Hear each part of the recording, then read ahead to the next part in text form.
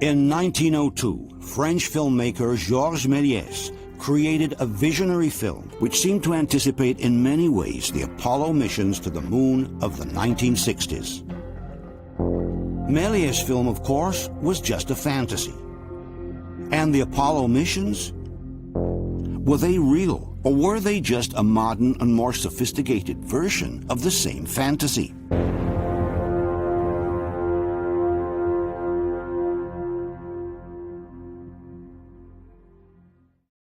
The story of the Apollo missions began in 1961, when President Kennedy announced before the world that the United States intended to land a man on the moon before the end of the decade or before 1970. This caused quite a stir, as up to that point the United States had only been able to launch an astronaut, Alan Shepard, in a short suborbital flight of only 15 minutes. Never having even sent a man in Earth orbit, setting the goal of reaching the moon in less than 9 years sounded like a far-fetched idea, to say the least. But it is at that point, according to the official narrative, that the United States set in motion a powerful technological machine that would actually allow them to reach the goal established by Kennedy a few months before the end of the decade, in July 1969. Those who don't believe that we went to the moon instead maintain that the United States did launch into this titanic enterprise, but they reached a point around 1967 in which they realized they could not overcome all the obstacles posed by such an ambitious project. And at that point, the only option left was to pretend to go to the moon. As they could not admit to the entire world that they were unable to achieve their goal, the United States would have chosen to fake the missions by using all the simulation systems they already had in place, which allowed them to replicate an entire lunar mission from beginning to end. For the people watching at home, it would have made no difference. Let's see now more in detail what happened during the historic decade of the lunar missions. History books tell us that in the 1960s, the so-called race to the moon took place. It refers to the competition between the United States and the Soviet Union about who could reach the moon first. If we take a closer look at the events, however, we will realize that it was actually a one-sided race, without a real opponent. It was only the Americans who truly tried to the end, driven not so much by the competition with the Soviets, but rather by the monstrous propaganda machine they themselves had set in motion at the beginning of the decade. Officially, the so-called race to the moon began on April 12, 1961, when the Soviets managed to put into orbit the first human being, Yuri Gagarin. It was then that President Kennedy asked Vice President Johnson to assess what the actual possibilities were for the United States to beat the Russians into space. This is where a very important figure comes into the picture, NASA Administrator James E. Webb. Johnson consulted with Webb and a few days later returned to Kennedy with an answer. Among the contemplated possibilities, one was to send a man to the moon. 2 weeks later, President Kennedy delivered the following speech in front of Congress. Now it is time to take longer strides. Time for a great new American enterprise. Time for this nation to take a clearly leading role in space achievement. I therefore ask the Congress above and beyond the increases I have earlier requested for space activities, to provide the funds which are needed to meet the following national goals. First, I believe that this nation should commit itself to achieving the goal, before this decade is out, of landing a man on the moon and returning him safely to the Earth. From that moment on, NASA Administrator James Webb threw all his energies behind the Luna project. From NASA's historical archives, we read, Webb, who had endorsed the Apollo program to Kennedy, now had his priorities fixed on the manned lunar landing, and he reorganized the space agency accordingly. An excellent mediator, Webb managed to gather the support from prominent political figures such as Senator Kerr from Oklahoma. From the NASA archives, we read, Kerr told his congressional colleagues that Webb was enthusiastic about the program and that if Jim Webb says we can land a man on the moon and bring him safely home, then it can be done. This endorsement, concludes the document, secured considerable political support for the Luna project. Behind the scenes, however, Kennedy remained skeptical about such a monumental task. On September 18, 1963, Kennedy summoned Webb at the White House to express his doubts about the Luna project. Thanks to a recently released recording, we can listen to the actual conversation between the two men. If I get reelected, we're not going to go to the moon in our period, are we? No, you're not going. We're not going. You fly by it, probably. You think the man landing on the moon is a good idea? Yes, I think it is. Because when you do the same with instruments much cheaper. No, see, you can't do the same. The lunar landing gave us the impetus to build big boosters and to tailor them specifically for the purpose. Therefore, they're going to succeed. Otherwise, they would not have succeeded or been efficient. But this looks like a hell of a lot of dough to go to the moon when you can learn most of what you want scientifically through instruments. And putting a man on the moon really is a stunt, and it isn't worth that many billions. Only 2 days later, in front of the United Nations, Kennedy made one last attempt to engage the Soviets in going to the moon together. Finally, in a field where the United States and the Soviet Union have a special capacity in the field of space, there is room for new cooperation, for further joint efforts in the regulation and exploration of space. I include among these possibilities a joint expedition to the moon. Khrushchev's response was not long in coming, but it was certainly not encouraging. 1 month later, at a meeting with the foreign press, the chief of the Kremlin stated, "At the present time, we do not plan flights of cosmonauts to the moon. I have read a report that the Americans wish to land on the moon by 1970.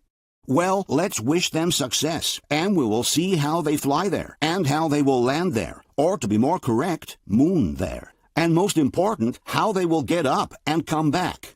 We do not wish to compete in sending people to the moon without thorough preparation." They took off their hats. At that point, Kennedy realized that the die was cast, and that the United States would have to go it alone. This nation has tossed its cap over the wall of space, and we have no choice but to follow it. The day after, in Dallas, John Kennedy was killed. But at that point, the Luna program had been launched and passed directly into the hands of the new president, Lyndon Johnson. In the meantime, the Soviets were still trying to develop a Luna program and were secretly training their cosmonauts for it. But their program ended abruptly for a number of different reasons. The first was the unexpected death of Sergei Korolev, the father of the Russian space program. During routine surgery in January 1966, Korolev died. The one figure with the authority and vision to galvanize the system behind the goal of beating the Americans had gone. The man who had launched the first satellite, Sputnik, who had put the first man in orbit, Gagarin, the man who had conceived the entire Soviet space program, was gone without leaving a successor, and there was no one capable of replacing him at that point.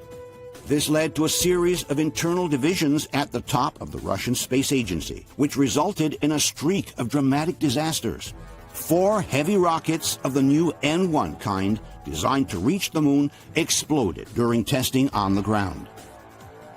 It was the end of the Soviet Luna program, as described by Roald Sagdayev, the former director of the Russian Space Agency. Very few people remember that in parallel with American Apollo program, Soviets attempted to have their own program. But this Soviet program on kind of counterpart to American Apollo, it failed. It failed because the large rocket, Russian counterpart to Saturn V, exploded several times, even without getting chance to take off the launching site. In the meantime, the situation in the United States was rapidly changing. This evening, I came here to speak to you about Vietnam. I do not have to tell you that our people are profoundly concerned about that struggle. The Vietnam War now completely occupied the minds of the Americans, while ingurgitating an ever-increasing share of the national budget. At the same time, the cost of the Apollo program was spiraling out of control. As this documentary of the time explains, the cost of the Luna project had soared beyond all expectations even before a single rocket had lifted off the ground. The status of fabrication and testing of Apollo hardware was such that the program had reached and passed its peak costs. Before a single manned Apollo mission was launched, the program itself began to go out of business. In fall of 1965, General Samuel C. Phillips, director of the Luna landing program, presented NASA executives with a report that exposed in no mild terms the state of confusion and shortcomings suffered by the Apollo program. In particular, Phillips pointed his finger on the command module and the second stage of the Saturn rocket, which had been contracted to the aerospace company North American. After 4.5 years, and a little more than a year before first flight, wrote Phillips, there are still significant technical problems and unknowns affecting this stage. Technical problems with electrical power capacity, service propulsion, structural integrity, weight growth, etc., have yet to be resolved.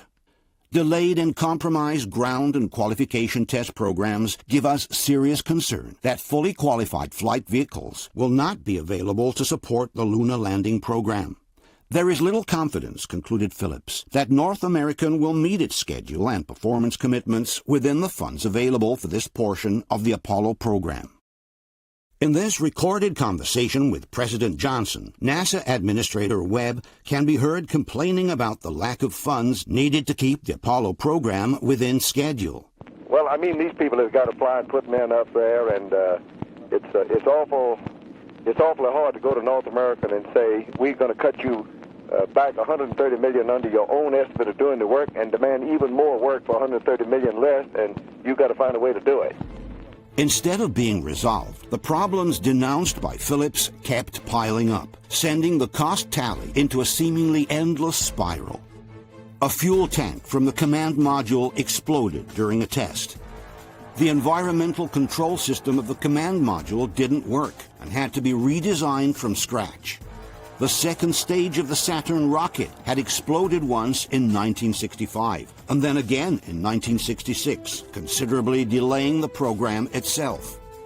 Cracks had been found in the structure of the rocket and in the fuel tanks. The Luna module design was also progressing among continuous problems and consequent delays. They find hundreds of problems, things that weren't built right, weren't installed right. Electrical wires that are frayed, possibly broken, and most alarming of all, there are fuel leaks everywhere in the system. This brings us to 1967, the year of the crisis. In January of that year, Thomas Barron, a North American inspector in charge of security verifications, presented a 50-page report revealing that the problems denounced by Phillips had been anything but resolved. Among the most prominent issues, Barron listed difficulties with people, parts, equipment, and procedures, not to mention poor safety practices and the accidents they caused. In particular, Barron denounced a lack of coordination between people in responsible positions, a lack of communication between almost everyone, the fact that people in responsible positions did not take many of the problems seriously. Barron then added, "We should not compromise the safety of the astronauts just for the benefit of a schedule." As if to confirm Barron's premonitions, on January 20, the rocket that was supposed to take the first manned flight into orbit exploded during the testing phase. And then, 7 days later, tragedy struck.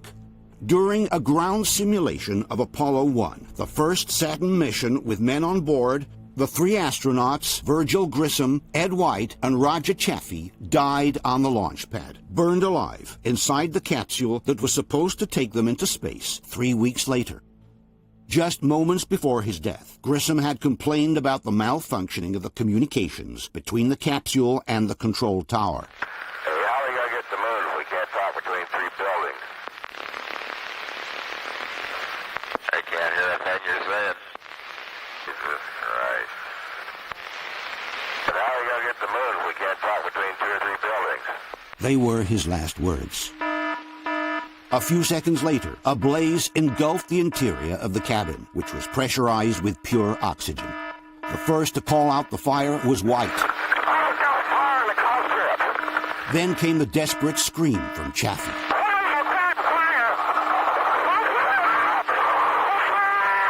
Then, nothing else. In a few seconds, it was all over.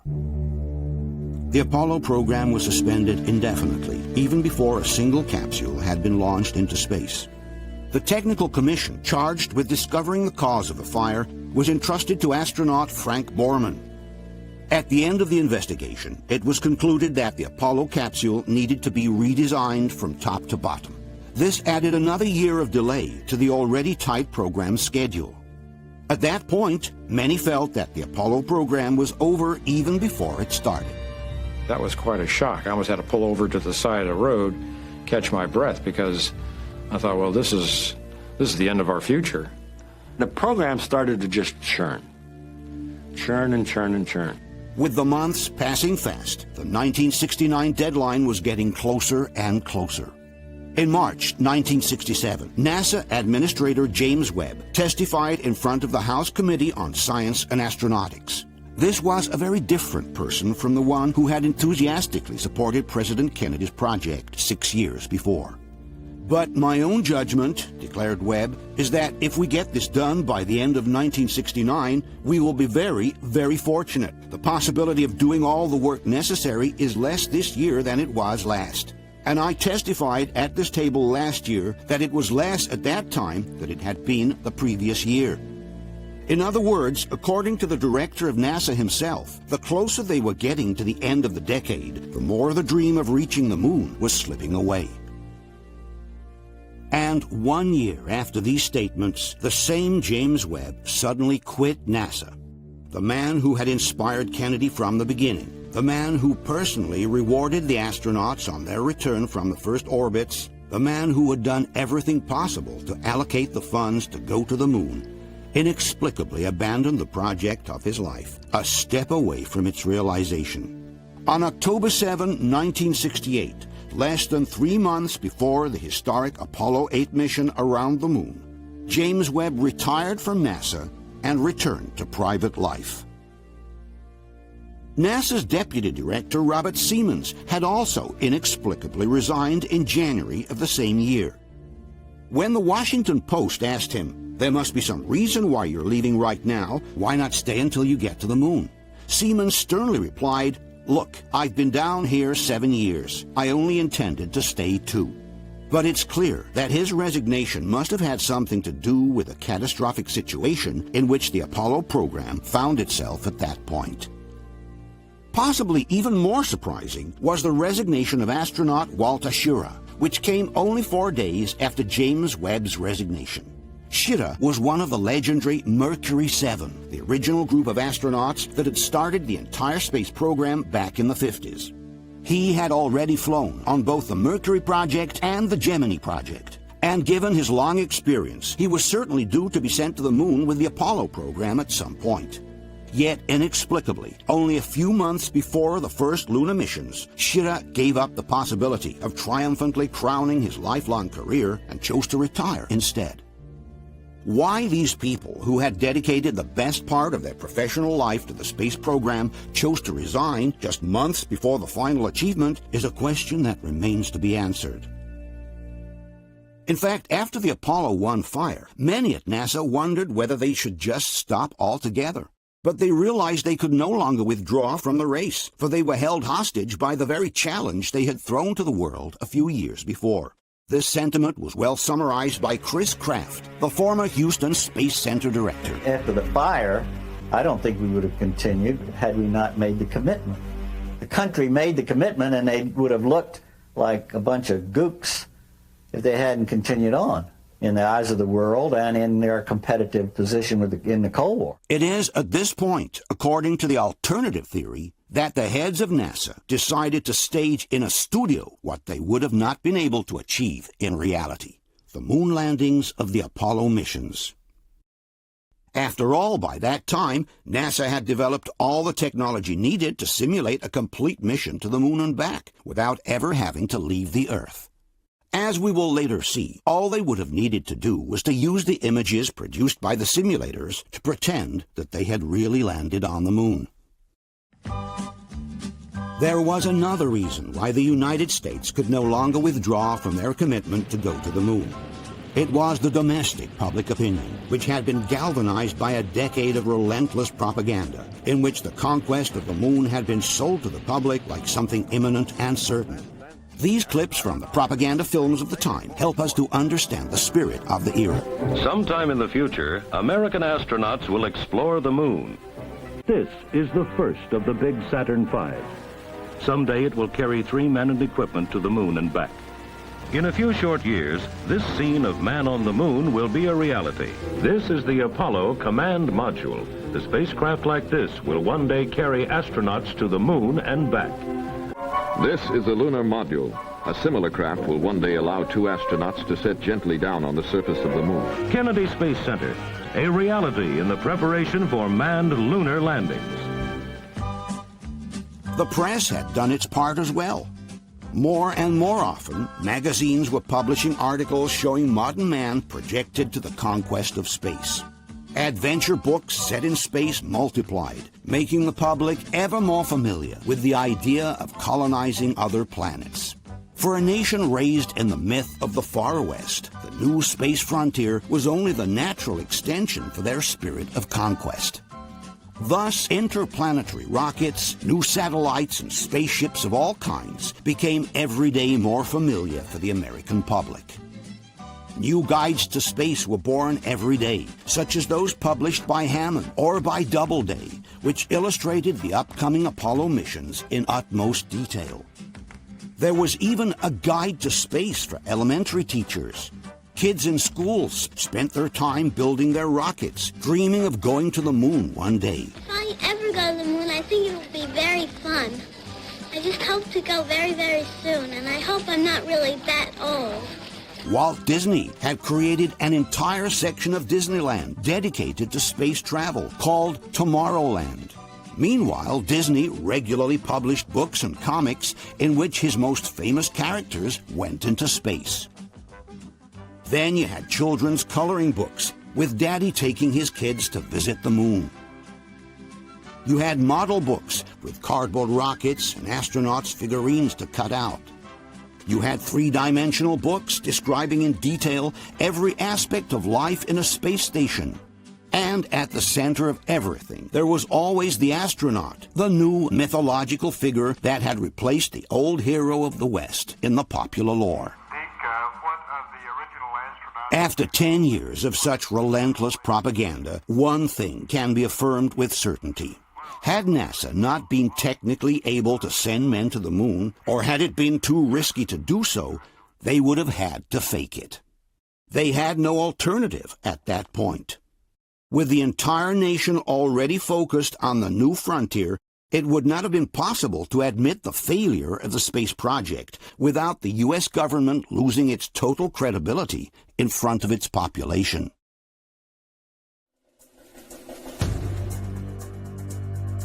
This is, in essence, the thesis proposed by Bill Kaysing, the man who went down in history as the father of the so-called moon hoax theory. The reason I believe that NASA and the government faked the moon landing was basically it was technically impossible to do it. And they simply had to come up with some sort of alternative that they felt the public would believe. Casing was a former employee at Rocketdyne, the company that built the engines for the rockets used in the Apollo program. Only 4 years after the end of the Apollo missions in 1976, Casing published a book called We Never Went to the Moon, in which he listed the various reasons why he believed it was not possible for man to have gone to the moon. Casing maintained that the entire series of the moonwalks had been filmed in a secret NASA facility instead. Casing's book caused quite a stir and was followed a few years later by a similar book written by independent researcher Ralph Rene. His book was called NASA Mooned America.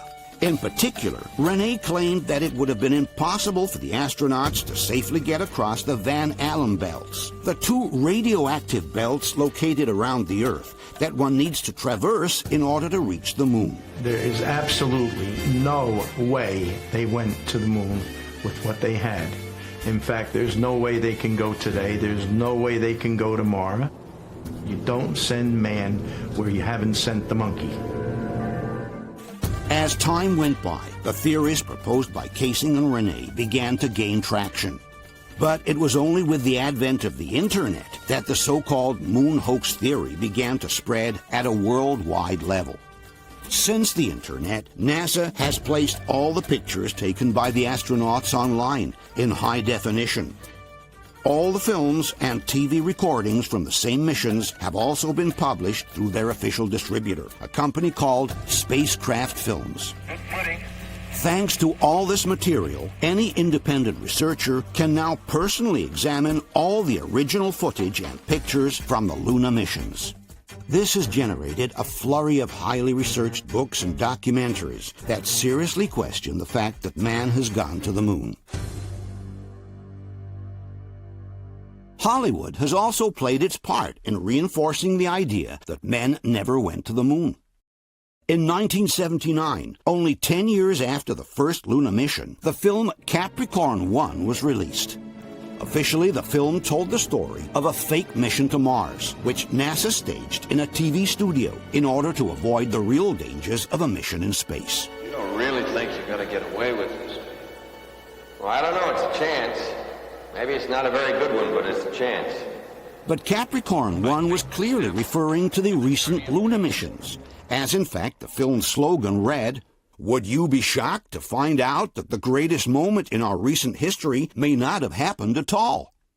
The producers didn't mince words when suggesting that NASA could have easily fooled the entire world with the fake Apollo missions. I believe, had they wanted to, that NASA could indeed have pulled off the greatest hoax of all time, never sent anyone to the moon, and recreated it in a television studio. If they were able to make it look real with a budget of only $4 million, suggested the producers, the same could have certainly been done by NASA, which had practically unlimited funds and resources. And Capricorn 1 is not the only Hollywood film to have suggested that the lunar landings were filmed on Earth. In the James Bond movie, Diamonds Are Forever, Sean Connery accidentally finds himself running across a movie set where the lunar landings are being staged. There he is, behind the rock. Come on! What the hell is this, amateur night? Stop him, Harry! In the animated movie The Minions, released in 2015, the group of characters also accidentally comes across a movie set where the Apollo missions are being filmed. And in yet another Hollywood blockbuster, The Coneheads, the famous comedy with Dan Aykroyd, the producers openly made fun of the idea that men really went to the moon. Chicken embryos, seasoned patties of ground animal flesh. I'm not really hungry. Just some Tang. Ah, Tang, the drink the astronauts took to the moon. Astronauts to the moon.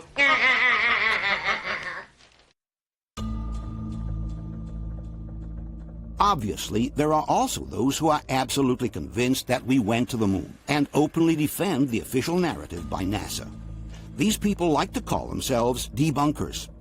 Among the best known and most active, we should mention Phil Plait, editor of the website Bad Astronomy, Jim Oberg, journalist and expert in space issues, The Italian Paolo Attivissimo, editor of the website on the moon hoax and collaborator of the Apollo Lunar Journal, NASA's official website on the Apollo missions.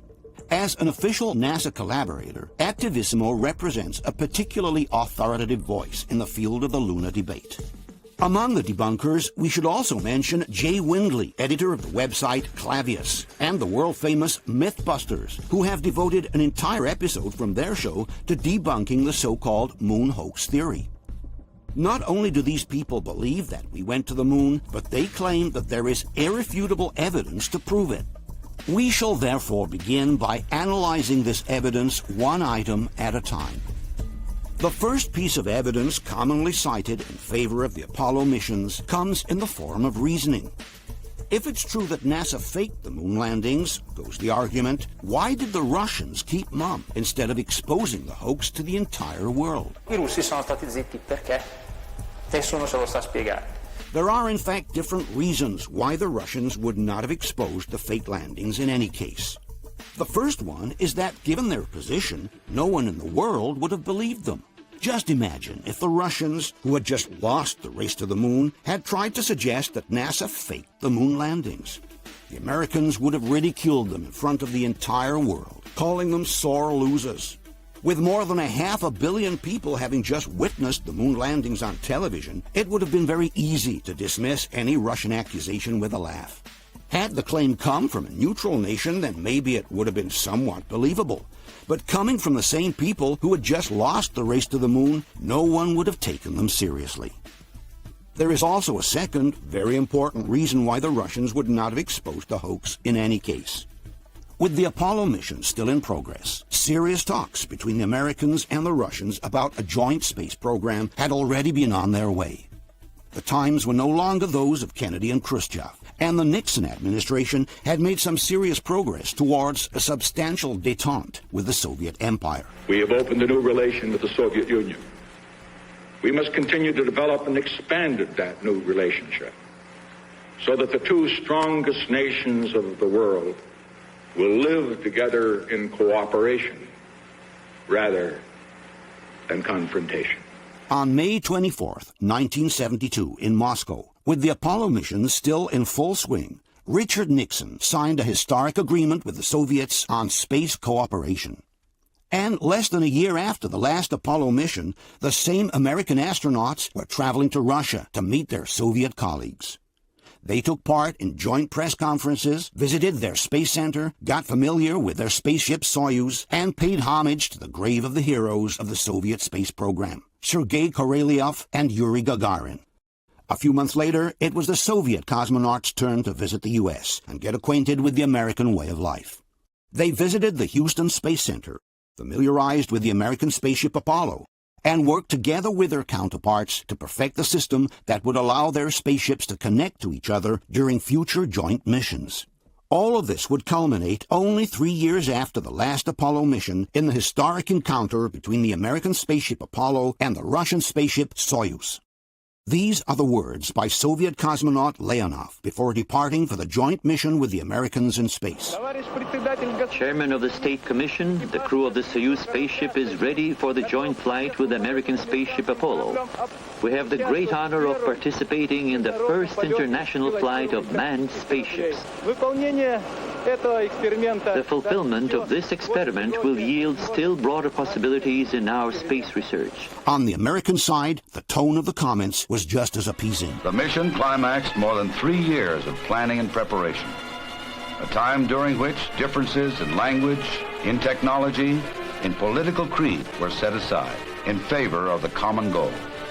In fact, the joint mission between the Russians and the Americans would pave the way to what is today the International Space Station, a place where astronauts from the U.S., Russia, Italy, Japan, and many other countries work elbow to elbow in the International Space Program. In conclusion, had the Russians exposed the lunar hoax by the Americans, not only would the entire world have laughed at them, but nothing of what followed in terms of space cooperation with the Americans would have ever been possible. Faced with a possible bluff by the Americans, all there would have been left for the Russians to do was to bite the bullet and look at the future with a smile on their face. As all philosophers say, The best part of a good dinner is not what you eat, but with whom you eat. The second piece of evidence often used in favor of the moon landings is the following. With over 400,000 people involved in the NASA project, goes the argument, someone sooner or later would have spilled the beans. Poi vabbè, si può considerare una cosa molto banale. All'operazione Luna parteciparono 400.000 tecnici di società private, non militari, non era un'operazione di 4 gatti che lanciano un missile. Quindi tutta questa gente in 40 anni non ha mai confessato nulla. But it's the very premise to this argument that is flawed. Nowhere does it say that all 400,000 NASA employees had to be informed of the scam being perpetrated. In fact, the lunar landing project had been split among thousands of different companies that worked all over the United States, totally independent from one another. The employees from Grumman were building the lunar module in their factories in Long Island. The technicians from ILC were designing the spacesuits in their laboratories in Delaware. The employees from Boeing were building the lunar rover in the state of Washington. The people from McDonnell Douglas worked on the Saturn rocket in their factories in California.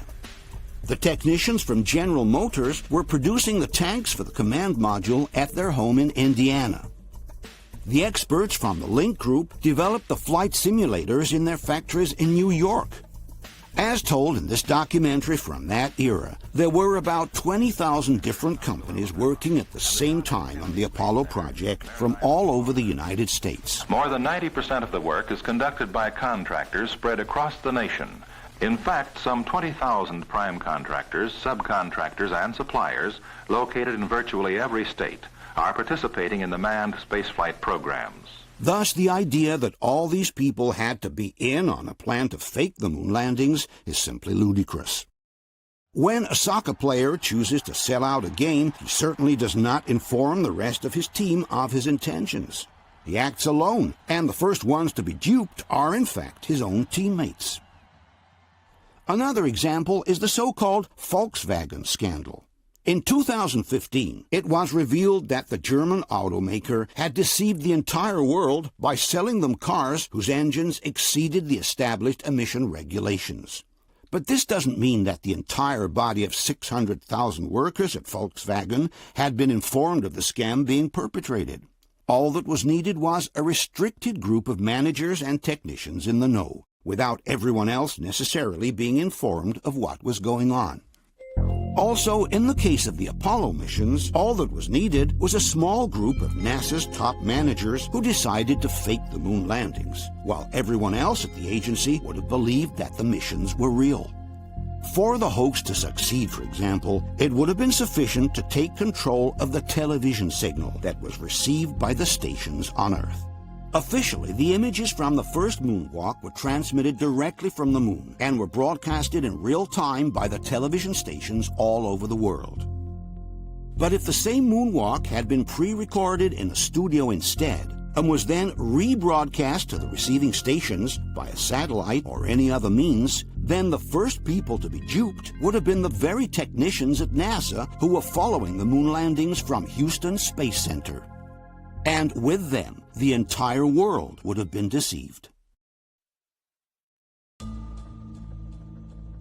There is also, according to the debunkers, some physical evidence for the moon landings, which they claim to be irrefutable. One such piece of evidence is the presence on the moon of the so-called retroreflector.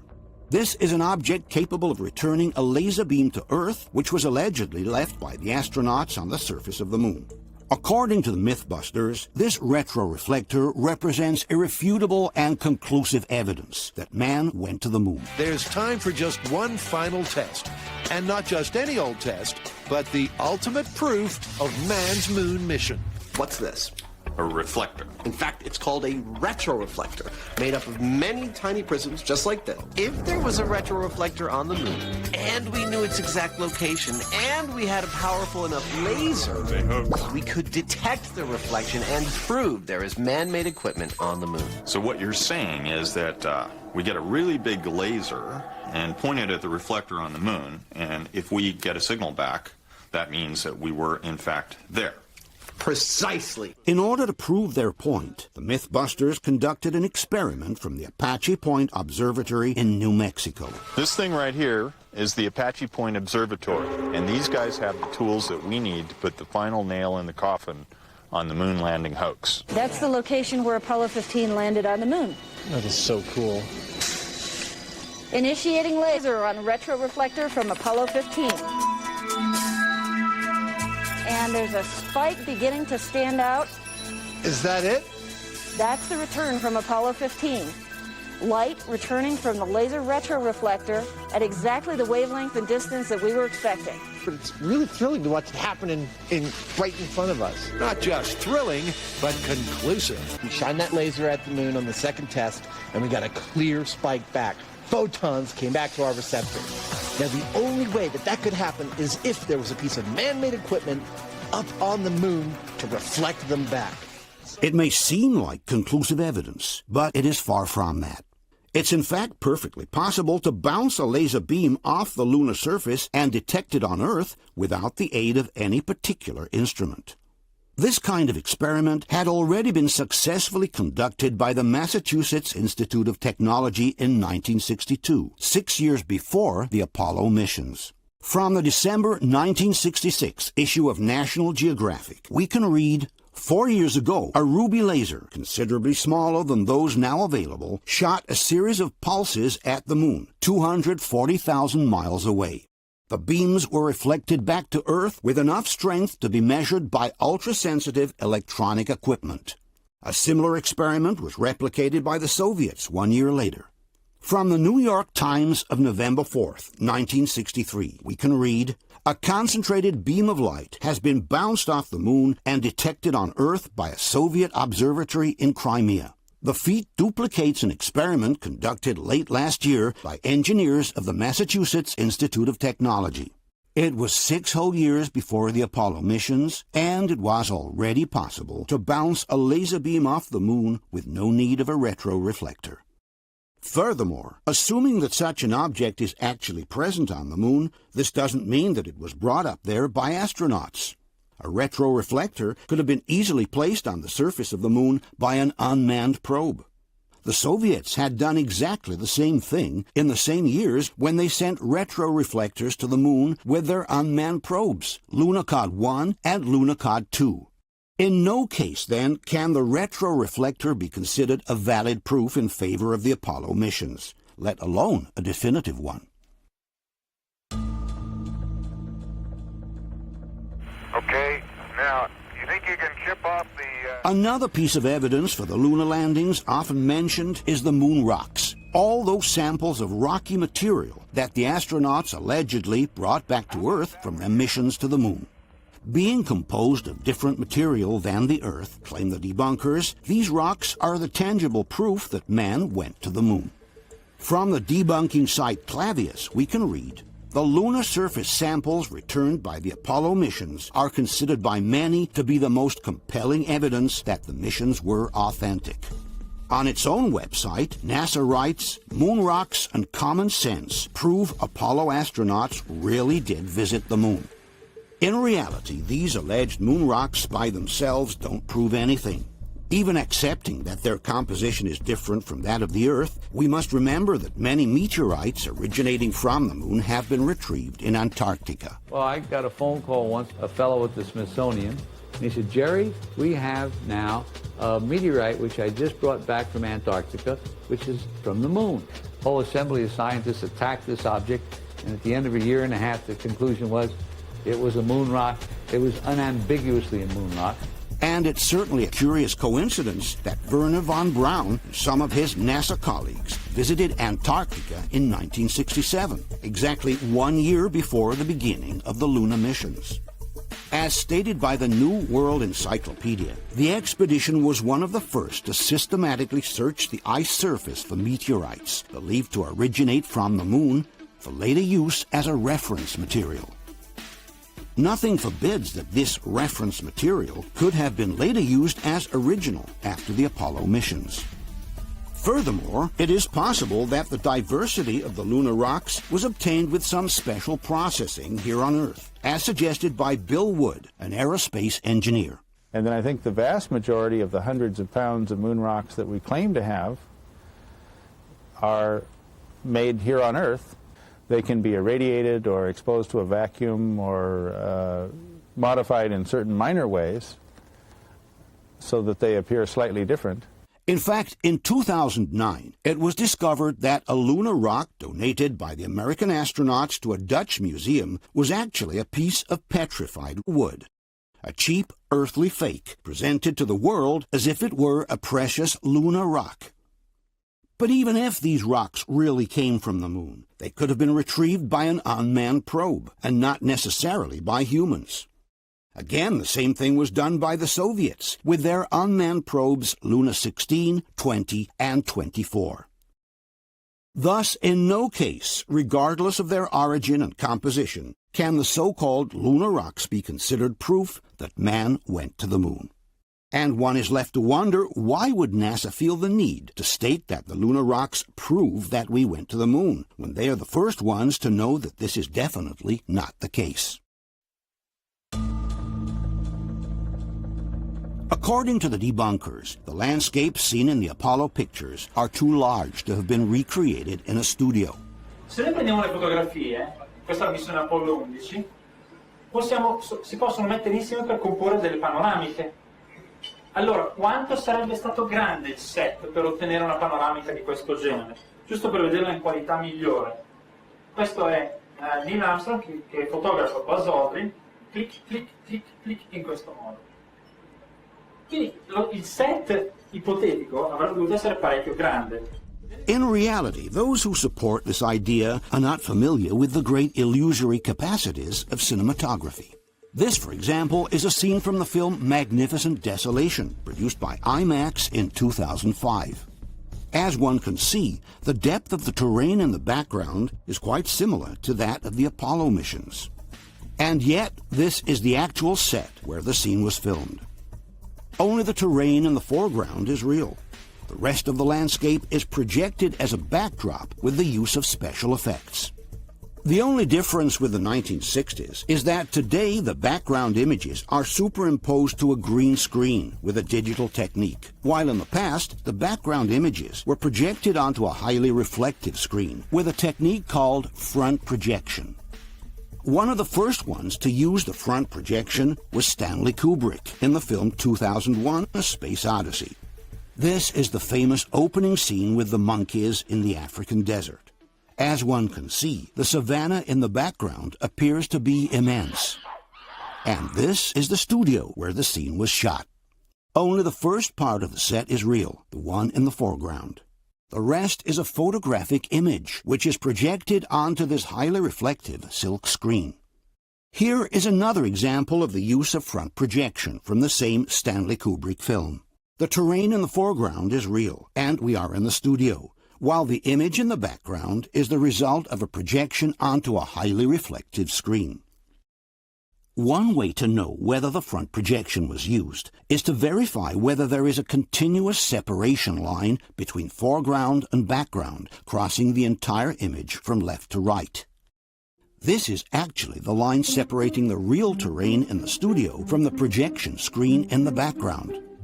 And, curiously enough, we notice that in many of the Apollo pictures, a continuous line crossing the frame from left to right is present. This line separates the terrain in foreground from the distant hills in the background.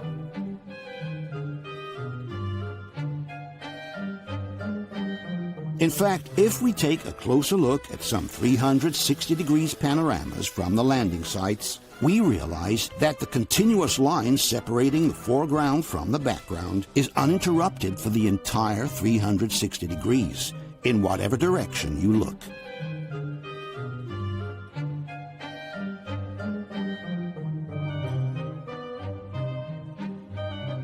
This means that either the astronauts have landed on some kind of truncated cone separated for 360 degrees from the distant hills, or the images have been shot in the studio, and the continuous line separating the foreground from the background is just the separation line between the real set and the projected image.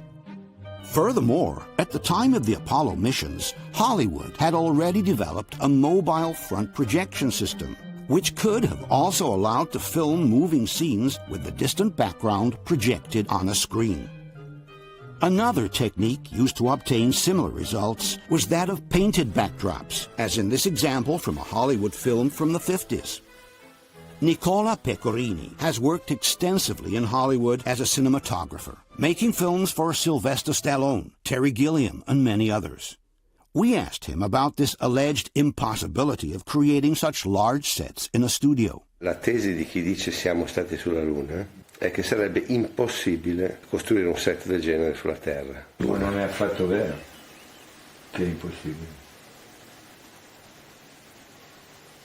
Cioè, è dagli anni 30 che fanno set, perché non è che devi costruire il set fisicamente fino là, cioè, tu costruisci e poi ci sono dei backdrops, cioè, i set enormi anche in, come si chiamava, Gone with the Wind, erano dei bei dipinti, i cieli, non è che erano veri cieli. Another technique for which Hollywood is famous is that of miniaturization. Apparently huge situations can be reproduced in a studio to the smallest detail. Small-scale models are also regularly used in Hollywood with great effectiveness. In fact, there are serious suspicions that the images of the lunar module departing from the moon were actually filmed in a studio using small-scale models. In conclusion, if we were to believe that everything we see on a screen is real, we would also have to believe that New York was submerged by a devastating tsunami, that gigantic gorillas can climb the Empire State Building, and that the magical Kingdom of Oz actually exists.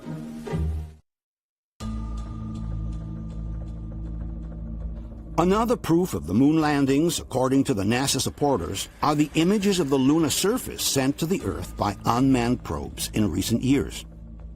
In 2009, the American probe Lunar Reconnaissance Orbiter completed a full mapping of the lunar surface, sending back the images of what purportedly are the landing sites of the Apollo missions. Obviously, it's hard to consider these images as an actual proof of the landings when NASA itself is suspected of having falsified the pictures from 6 entire missions to the moon back in the 60s. Today, a kid armed with Photoshop could produce images similar to these in no more than half an hour. Somewhat different is the case of the Japanese probe, Kaguya. In 2008, this probe scanned the entire lunar surface, sending back altimetry data that allows us to recreate the exact morphology of the lunar terrain on a computer. According to the debunkers, the fact that the images generated by Kaguya show a terrain very similar to the one seen in the Apollo pictures proves that the lunar missions were real. One example often used by the debunkers is the one of Hadley Rill, this large canyon carved on the lunar surface where the Apollo 15 mission allegedly landed. E questo è il risultato. Ovviamente gli oggetti in primo piano non ci sono perché l'altimetro non riesce a definire anche i sassolini più piccoli, ma le colline sullo sfondo sono assolutamente identiche. Allora, come faceva la NASA ad avere delle fotografie quasi 40 anni fa di un luogo sulla Luna con la forma esattamente giusta che poi 40 anni dopo noi siamo riusciti ad andare a verificare? Come faceva? Mistero. In fact, there is no mystery here at all.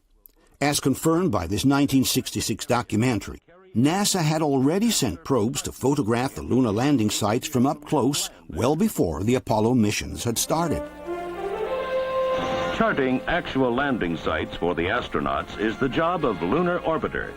2 of the 850-pound satellites have orbited the moon, photographing and mapping wide areas, sometimes sweeping as low as 25 miles above the surface. Here are some of the pictures helping to determine the height and slope of lunar mountains and the depth of craters. So accurate had been the photographic surveys that NASA had been able to build a gigantic moon globe which replicated the entire lunar surface in utmost detail. All it would have taken at that point was to film the moving surface of this globe using, for example, this circular rail to give the impression of really flying around the moon. Furthermore, for the Hadley Rail area in particular, NASA had built a three-dimensional model reproducing the Apollo 15 landing site to the smallest detail.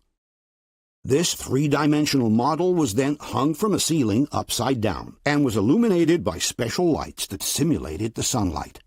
By filming the model with this special camera, which could get as close as a few inches to the surface, NASA was able to film the entire lunar landing approach as if it were the real thing. The images were sent to the monitors in the simulator, making them look like actual images seen from the window of the lunar module. This documentary from NASA explains how the lunar landing simulator worked. To the left of the simulator is a three-dimensional mosaic of the moon surface.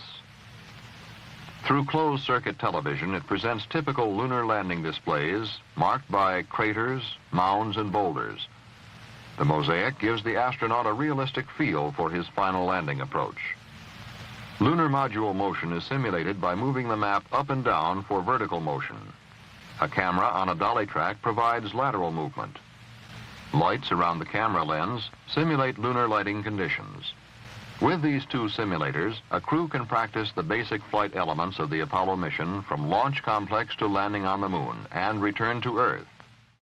As one can see, the images produced by the simulator are so similar to those of the actual landing that the initial argument by the debunkers can be reversed.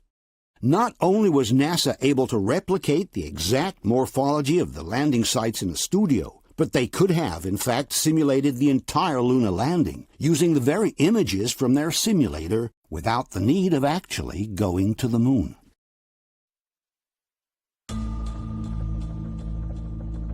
The possibility of verifying the lunar landing sites from up close presented itself in 2007, when Google launched the international competition Lunar X Prize. In this competition, Google offers a prize of $30 million to the first private organization that would land a probe on the moon with a robot capable of covering at least 500 meters, while sending live images back to Earth. Take video and pictures and send them back to Earth so we can all share what your spacecraft can see. More than 20 teams from all over the world announced that they were entering the competition. Google also established an additional prize of $4 million for any team who would be able to broadcast live images from any of the Apollo landing sites. At that point, Astrobotic Technologies, a company based in Pittsburgh, announced they intended to visit the most famous landing site of all, the one of Apollo 11. But NASA didn't seem too happy about this initiative, and in 2011 they officially requested a 2-kilometer no-fly zone to be established all around the Apollo landing sites. The purpose, said NASA, was to preserve the landing sites from possible contamination. NASA is taking steps now to preserve the steps they took decades ago on the surface of the moon. They are protecting American landing sites on the moon for historic preservation, presumably because you never know who or what will go back there. And there are a number of missions vying to go back with unmanned craft. They just wanted to clear the area off limits. The request from NASA must have been taken very seriously, since the participants suddenly decided to forego a $4 million prize.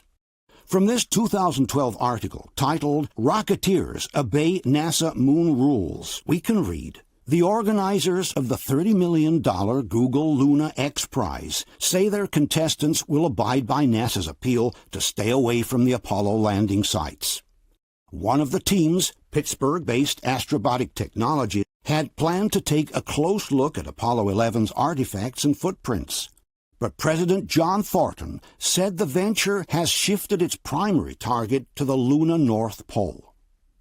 In conclusion, not only is there no actual proof that man went to the moon, but now that we had the possibility of at least checking out the landing sites from up close, NASA has chosen to impose a no-fly zone all over these areas. And all of this just to preserve some footprints that apparently no one will ever be able to see anyway. Let's now examine the most important evidence against the lunar landings, or the reasons why many people don't believe that we went to the moon. The first issue, and definitely one of the most important, is the problem of radiation, represented by the Van Allen belts. Earth is surrounded by two highly radioactive areas called the Van Allen belts. They were named after their discoverer, astrophysicist James Van Allen. These belts are located between a minimum of 1,000 miles and a maximum of 25,000 miles from the surface of the Earth. Up to this day, every single mission with men on board, from the American Gemini to the Russian Soyuz, from the Space Shuttle to the International Space Station, has kept well below this dangerous area of radiation, rotating in what is called low Earth orbit. The only men in history to have allegedly ever crossed the Van Allen belts are the astronauts from the Apollo missions. This crossing, however, poses some problems that apparently have not been resolved to this day. Let's take a closer look at the history of the Van Allen belts. In January 1958, the United States launched their first satellite, Explorer 1. This satellite carried some special instruments designed by scientist James Van Allen, whose purpose was to measure radioactivity in space. The satellite had been launched along an eccentric orbit, ranging from a minimum height of 200 miles to a maximum of 1,600 miles. Thanks to this eccentricity, Van Allen made a double surprising discovery. Not only did radioactivity increase as we moved away from Earth, but beyond a certain point, the Geiger counter suddenly dropped to zero before resuming normal operation. This is how James Van Allen describes that experience. And I began to understand that what was going on here, because we had segments of this orbit when it came down to low altitude, which looked quite normal. Then we had a very rapid change, very rapid increase in cutting rate, and then it dropped back to nothing. And then a few minutes later, it came up from nothing to a very high rate and then dropped back to a normal value. And this pattern was repetitive. It seemed to be a systematic pattern. The reason for the sudden drop to zero was due to the fact that the radiation became so intense beyond a certain altitude that the Geiger counter simply went off scale. And now we'll jump above 600 miles, and we'll see what happens when we get closer to the source of radiation. Uh-oh, there it goes back down to zero again. Yes? The transition said yes. It went into something that was strong and then went to zero. Therefore, obviously, had encountered intense radiation. It was the discovery of the so-called Van Allen radiation belts, two donut-shaped belts located in the magnetosphere, which protect life on our planet by trapping the most dangerous radiation coming from outer space. In 1959, Van Allen wrote, "Our planet is ringed by a region, to be exact, two regions, of high-energy radiation extending many thousands of miles into space. The discovery is, of course, troubling to astronauts. Somehow, the human body will have to be shielded from this radiation, even on a rapid transit through the region." Later on, Van Allen published another article called "The Danger Zone. Earth is wrapped in deadly belts of radiation." Speaking of the inner belt, Van Allen wrote, "Owing to the great penetrability of the high-energy protons therein, effective shielding is quite beyond engineering feasibility in the near future." The article concluded by saying, "All manned spaceflight attempts must steer clear of these two belts of radiation until adequate means of safeguarding the astronauts have been developed." This film from the California Academy of Sciences also underlines the need to protect astronauts through the radiation belts, which are openly termed as deadly. The existence of the Earth's radiation belts presents a very serious hazard to future space travel. What is the intensity of this radiation? What does it consist of? How much shielding will the first space travelers need in order to penetrate these deadly areas of radiation safely? The need to develop new technologies to protect men from radiation had been clearly recognized by President Kennedy himself. Third, medical space research may lead to new safeguards against hazards common to many environments. Specifically, our astronauts will need fundamentally new devices to protect them from the ill effects of radiation. The Soviets also feared the effects of radiation in open space. Of course, we were worried to go out into the unknown of space. Of course, we were fearful. We had no idea how a human would be affected by the radiation. We suspected that possibly the radiation could even penetrate through the craft itself. In fact, NASA had taken the problem quite seriously, developing a system to study human tolerance to the effects of radiation. At Kirtland Air Force Base, New Mexico, development of a plastic man with the same atomic composition as human tissue enabled scientists to accurately determine the depths of radiation penetration as well as doses without actual human exposure. But then something curious happened. When the time to launch the first astronauts towards the moon came, the problem of radiation magically seemed to disappear. Without developing any particular method of protection, and without even having sent a monkey through the radioactive belts, in 1968, the Apollo 8 mission was launched towards the moon. It would have been the first human mission to cross the Van Allen belts. The ship carrying the 3 astronauts had only a very thin aluminum covering and no specific protection against radiation whatsoever. No, the walls of the craft were made as thin and light as possible. The Apollo capsule itself was made unusually thin. In fact, they couldn't even initially carry enough air inside to be the equivalent to sea level air pressure. They ran it at reduced pressure in order to be able to make the walls thinner. Frank Borman, Jim Lovell, and Bill Anders were the first 3 humans to ever venture across the radiation belts. And yet, during their trip to the moon, that crossing seemed to be the least of their worries. These are the 3 astronauts broadcasting from somewhere halfway between the Earth and the moon.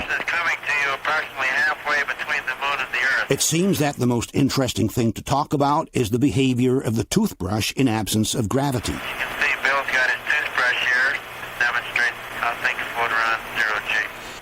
In the Apollo 8 mission report, a 250-page document filled with technical information of all kinds about the mission just completed, the crossing of the Van Allen belts is not mentioned once, not even in passing. It was as if the problem of radiation, with all the dangers described by Van Allen, suddenly had never existed. After Apollo 8, another 8 missions followed the same route, each crossing twice, one on the way out and one on the way back, the Van Allen radiation belts. Some debunkers maintain that the problem with the Van Allen belts was solved by plotting an exit and re-entry course that would avoid the thickest area of radiation. In this regard, the debunking website Clavius writes, the Apollo navigators plotted a course through the thinnest parts of the belts. Each mission flew a slightly different trajectory, but the orbital inclination of the translunar coast trajectory was always in the neighborhood of 30 degrees. A spacecraft following that trajectory would bypass all but the edges of the Van Allen belts. In his book, Activissimo also wrote, to get around them or to cross the less intense zone, you just need to follow an inclined path, which was done by all the Apollo vehicles, both on the way out and on the way back. But this statement is contradicted by NASA itself.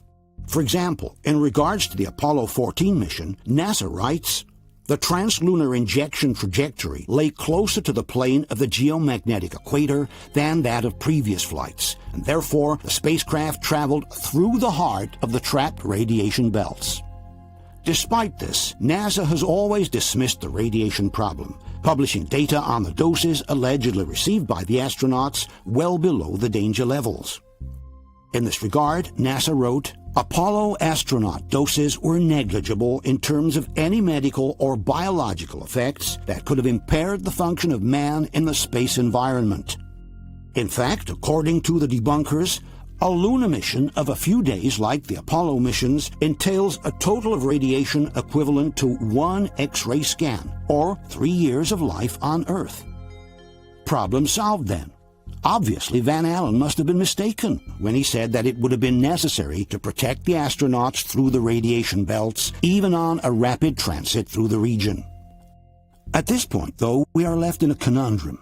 If it's true that the problem was so brilliantly solved in the 60s, why are the Van Allen belts being called dangerous again, now that NASA wants to travel to the moon with the Orion project? My name is Kelly Smith, and I work on navigation and guidance for Orion. We are headed 3,600 miles above Earth, 15 times higher from the planet than the International Space Station. As we get further away from Earth, we'll pass through the Van Allen belts, an area of dangerous radiation. Radiation like this could harm the guidance systems, onboard computers, or other electronics on Orion. Naturally, we have to pass through this danger zone twice, once up and once back. But Orion has protection. Shielding will be put to the test as the vehicle cuts through the waves of radiation. Sensors aboard will record radiation levels for scientists to study. We must solve these challenges before we send people through this region of space. What does it mean, we must solve these challenges before we send people through this region of space? In the 1960s, the radiation received by the astronauts was the equivalent of a simple X-ray. And today, we must solve these challenges before we send people through this region of space? We are thus faced with a puzzling situation. Up until 1968, the Van Allen belts were considered very dangerous by the scientific community at large. Then, during the Apollo missions, they were suddenly no longer dangerous and could be safely crossed. While in recent times, they have gone back to be considered very dangerous. Even modern astronauts, curiously, admit that we are currently unable to go beyond the low Earth orbit, and that perhaps one day we may be able to reach the moon and other planets. The plan that NASA has is to build a rocket called SLS, which is a heavy lift rocket. It's something that is much bigger than what we have today, and it will be able to launch the Orion capsule with humans on board, as well as landers or other components to destinations beyond Earth orbit. Right now, we only can fly in Earth orbit. That's the farthest that we can go. And this new system that we're building is going to allow us to go beyond and hopefully take humans into the solar system to explore. So the moon, Mars, asteroids, there's a lot of destinations that we could go to, and we're building these building block components in order to allow us to do that eventually. And certainly this interview with astronaut Alan Bean doesn't help us clarify the situation. As a crew member of the Apollo 12 mission, Bean is theoretically one of the very few human beings to have ever crossed the Van Allen belts. And yet, not only isn't he sure of having ever reached them, but in fact he doesn't even know where the belts are located. Any ill effects from the Van Allen radiation belts? No. Now, I'm not sure we went far enough out to encounter the Van Allen radiation belt. Maybe we did. And listen to Bean's reply when he is told that the Van Allen belts are located between the Earth and the Moon. The belts are 1,000 miles to 25,000 miles above the Earth. Then we went right out through them. It's a curious response indeed. After all, Activisimo himself wrote in his book, all astronauts are trained in plotting trajectories, rendezvous, and orbits by using a ruler, and in orientation by using the stars. Are we truly to believe that one of the few astronauts who ever crossed the Van Allen belts doesn't even know where they are? Or maybe Alan Bean, in a moment of distraction, has let an uncomfortable truth slip out by mistake. I'm not sure we went far enough out to encounter the Van Allen radiation belt. Question. Can you explain why NASA, despite everything Van Allen had written on the dangers of radiation, has sent the first astronauts through the radioactive belts without any specific protection and without even sending a monkey first in order to evaluate the effects of radiation on a biological organism as complex as the human being? If it were true, like the debunkers maintain, that a lunar mission entails a total of radiation equivalent to an X-ray, why does NASA describe today the Van Allen belts as an area of dangerous radiation?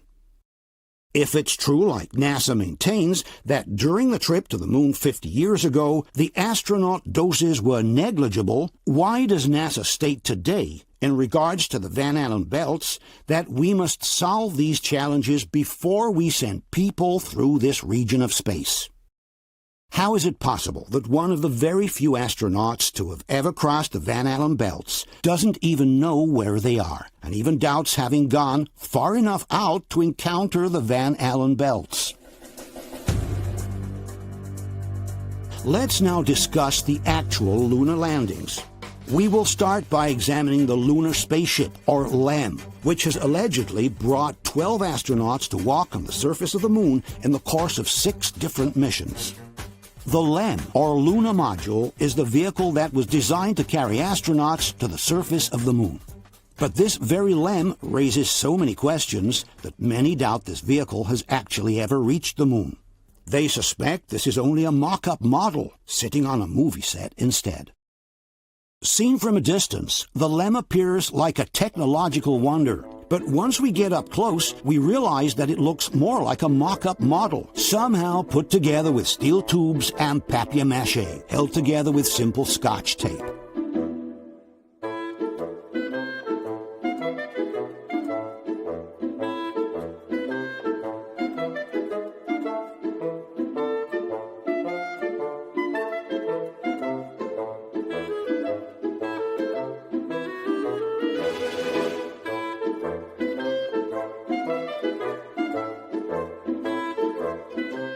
What immediately catches the eye is the large amounts of Scotch tape haphazardly placed here and there, as if it were a last-minute job. With temperatures that can reach over 200 degrees in the sun, doesn't seem like a smart idea to use Scotch tape everywhere. The debunkers, however, claim that there is a specific reason for the use of Scotch tape.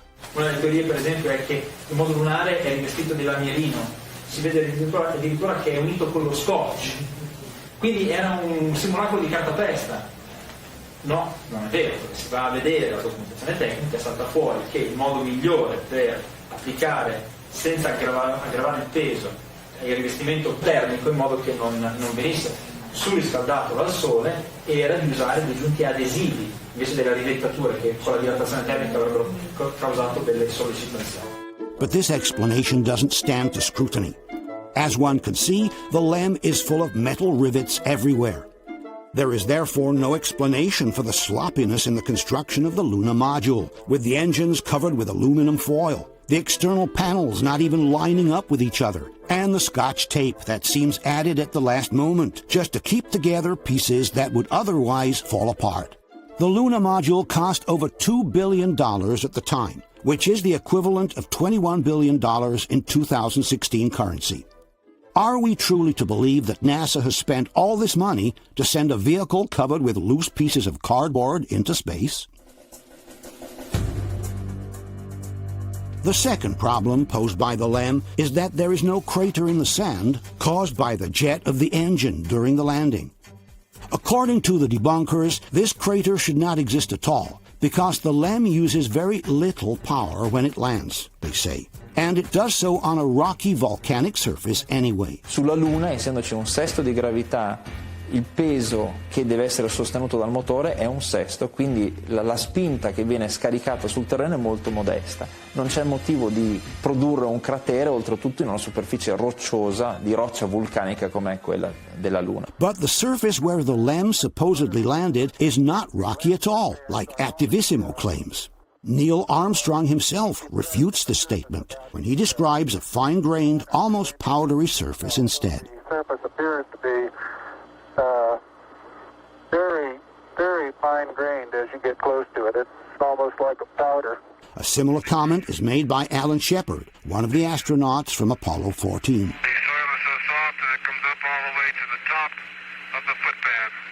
James Irwin from Apollo 15 even describes a layer of soft soil about 6 inches deep around the LEM's footpads. No wonder we slipped, eh? Boy, that's really soft dirt there around the front footpads. Sure is. Like about 6 inches deep of soft material. In fact, during the landing approach, we can clearly see large amounts of dust being blown away by the LEM's engine. But then, why is there no hollow underneath? This animation helps us better understand what should have happened during the landing on the moon.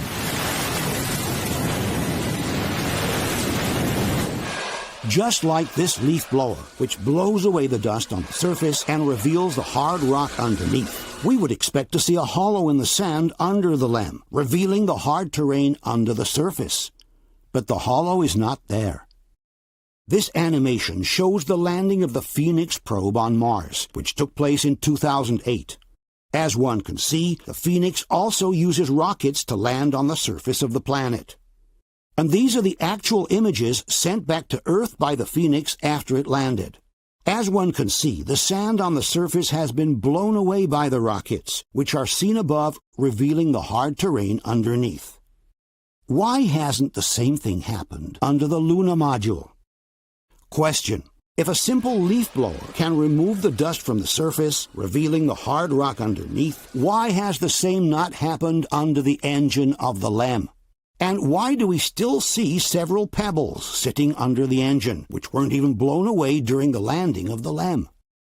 Given that James Irwin described about 6 inches deep of soft material around the footpads, why is there no hole in the sand under his LEM's engine cone? A problem connected to the missing crater under the rocket is the total absence of dust in the landing footpads. If this is the dust being blown in all directions during the landing, why is there no trace of the dust in the footpads whatsoever? In this case, Activissimo seems to have a very particular explanation as well. La prima missione era molto sperimentale e gli ordini erano: appena tocchi il suolo devi spegnere il motore. Invece era tanta l'emozione e la tensione di quel primo allunaggio che non si sono ricordati di spegnere il motore. Lasciando il motore acceso, spazzano via tutta la polvere che c'è intorno al modulo lunare ed è per questo che le zampe sono pulite. But the statement by Activissimo is demonstrably false.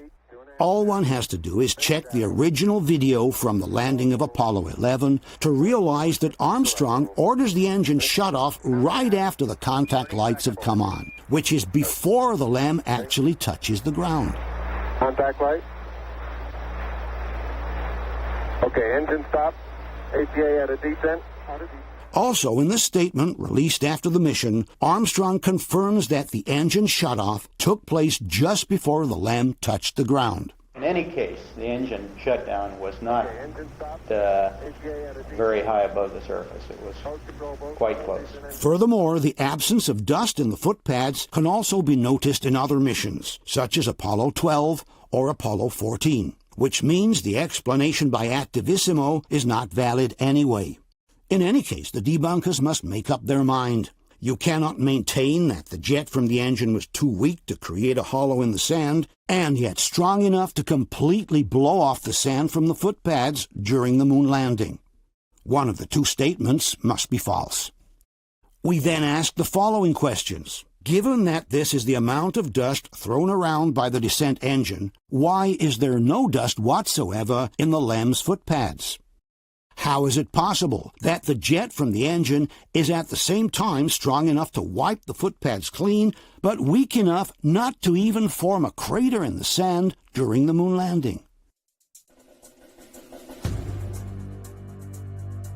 Let's now examine one of the most important problems regarding the LEM: the absence of a visible flame under the engine during the departure from the moon. The Luna module consisted of 2 separate blocks placed one above the other. Each block was equipped with an independent engine. The first one was used to land the entire spaceship on the lunar surface. The second was used for the liftoff of the upper part of the spaceship, the one carrying the astronauts. Both engines used a special kind of fuel called hypergolic. This is a fuel that burns on simple contact between 2 chemical components, with no need for an actual ignition system. The debunkers claim that the reason for the missing flame is due precisely to the use of hypergolic fuel. On his website, Bad Astronomy, debunker Phil Plait writes, "There is actually a simple reason why you cannot see the flame from the lander when it took off. the fuels they used produced no visible flame. In his book, Attivissimo also writes, the product of combustion from these fuels is colorless and transparent. This is why there is no flame under the LEM when it takes off. But these statements are false. Hypergolic fuels produce a clearly visible flame, both on Earth and in the vacuum of space. This is a test from the engine of the rocket SpaceX, which uses hypergolic fuel. As one can see, the flame is clearly visible during the combustion. And this is a test of the LEM's ascent engine, exactly the one we are discussing now. To keep it simple, it used so-called hypergolic propellants, a rocket fuel and an oxidizer that explode on contact. The long flame from the hypergolic fuel is clearly visible under the LEM's engine during combustion. In the original images from the Apollo missions, however, there is no visible flame. This is Apollo 15, lifting off from the moon. This is Apollo 16, and this is Apollo 17. In all cases, there is no visible flame under the engine during liftoff. Some might think that hypergolic fuel, which is clearly visible on Earth, for some reason may become invisible in the vacuum of space. But it is not so, and there are several examples to prove it. This is a Draco engine, which uses hypergolic fuel tested in a vacuum chamber. As one can see, the flame produced by the engine is clearly visible. The Space Shuttle also uses hypergolic fuel for its orientation rockets, and the emissions from the rockets are clearly visible during the maneuvers in the vacuum of space. This is another image from the shuttle maneuvering in space. The jet from the hypergolic fuel is clearly visible. This is a Soyuz spaceship, filmed as it approaches the International Space Station. The Soyuz also uses hypergolic fuels for its directional rockets, and also in this case, the jets are clearly visible despite being in the vacuum of space. In fact, they are even more visible because they are pitched against the blackness of space. All these examples show how hypergolic fuels are also clearly visible in the vacuum of space. We then ask the following question. Given that this is the LEM's ascent engine tested on Earth, why is there no visible flame under it when it takes off from the moon? Not only does the LEM engine not release any flame from the nozzle, it also seems to produce no particular noise. This is the noise produced by the LEM's ascent engine during a ground test. Yet during the ascent from the moon, no particular noise can be heard inside the cabin. Very smooth. Let's go off. Only the calm voice of the astronauts, with no engine noise in the background. Very quiet ride. There's that one crater on there. Some debunkers claim that the engine sound gets dispersed into the vacuum of space outside the cabin, and therefore no particular noise should be heard from the inside.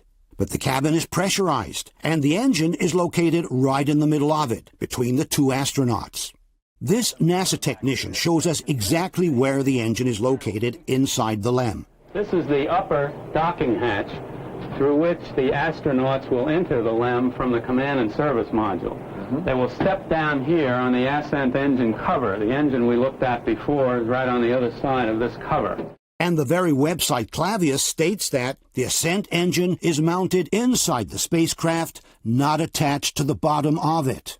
Attivissimo also confirms that the astronauts inside the LEM are literally sitting on the engine. Praticamente basta avere un cilindro di latta con un motore sotto, e gli astronauti americani erano seduti letteralmente sul motore, cioè ce l'avevano qua. Thus, the engine, which is in direct contact with the pressurized environment of the cabin, should definitely be heard.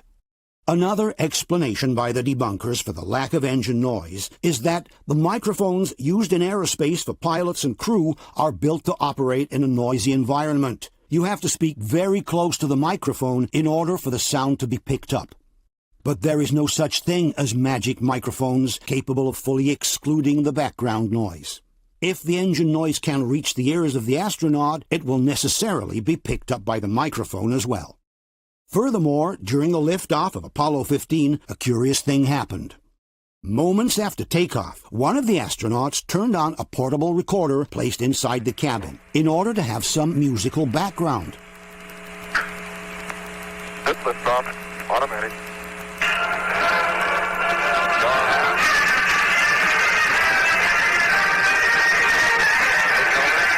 As one can hear, the music coming from the recorder is clearly picked up by the microphone, while the noise from the engine, which is pushing at full throttle at this time, cannot be heard at all.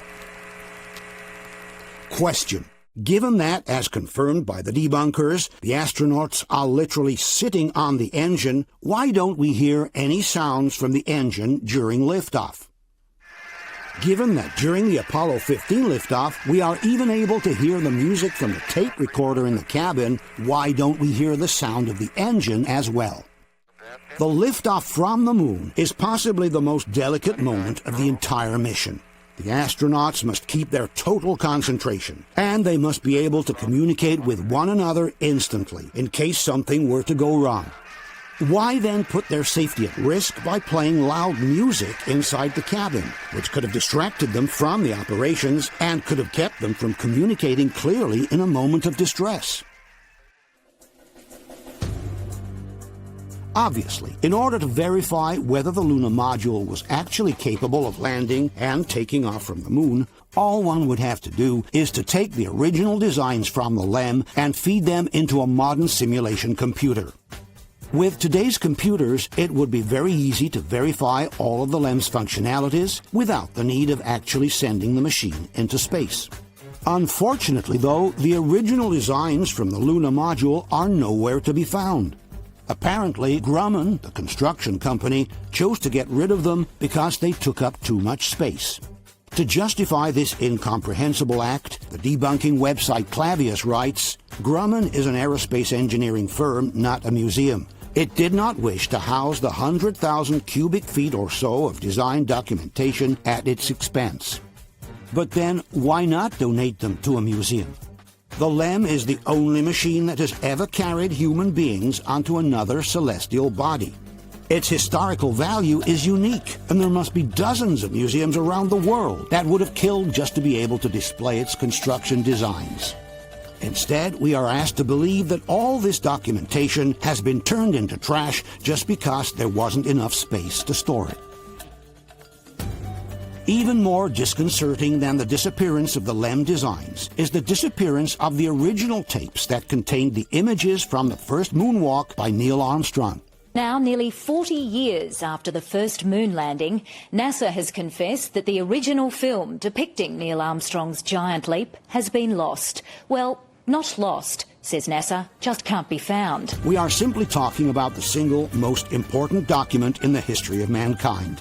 The first step of a human being on another celestial body, which was recorded on magnetic tape by the receiving stations on Earth. As such, one would expect these tapes to be kept under lock, in a thermally controlled environment, in a place accessible only to a restricted number of people. Instead, NASA candidly tells us that the original tapes no longer exist. So shocking was this fact that filmmaker Aaron Rannon wanted to verify it in person, interviewing the former flight director of the Apollo 11 mission, Gene Kranz. I haven't seen anything that indicates the telemetry data is even in existence, and as I said, even if we had it, we don't have the machines to play it back. But your own research has shown the telemetry data is missing. That's right. Also from NASA's official archives at Goddard Space Center in Maryland, Aaron Rannon received the same embarrassing answer. We've been unable to track it down. I mean, we don't know where this telemetry data ended up, and we don't know what path it may have taken. So, unfortunately, I'm afraid I can't really give you much of a clue as to where this data ended up and whether it still exists or not. But listen to what the explanation by the debunkers is for this inconceivable fact. L'ha persa per una ragione puramente burocratica. All'epoca questi nastri erano considerati inutilizzabili. La registrazione del segnale televisivo fuori standard fu registrata su una traccia dei nastri di telemetria, quelli che davano le pulsazioni, lo stato del veicolo e via dicendo. Secondo prassi, dopo un certo numero di anni, i dati di telemetria delle missioni, se non li chiama più nessuno, vengono mandati alla cancellazione, perché i nastri costano e allora non si lasciano lì a marcire, si smagnetizzano, si riutilizzano. So, according to Activissimo, there is an actual procedure at NASA that leads to the automatic cancellation of tapes if people no longer request them, even if those tapes contain simply the most important documentation in the history of mankind. One thing should be clear. In itself, the loss of the original tapes of the moonwalk would not represent an irreparable damage. There are copies of the same moonwalk recently digitalized which are even better than the lost original. The problem is that besides the moonwalk, those tapes also contain some important telemetry data, ranging from the astronaut's heartbeat to the very location of the LEM in space at the time.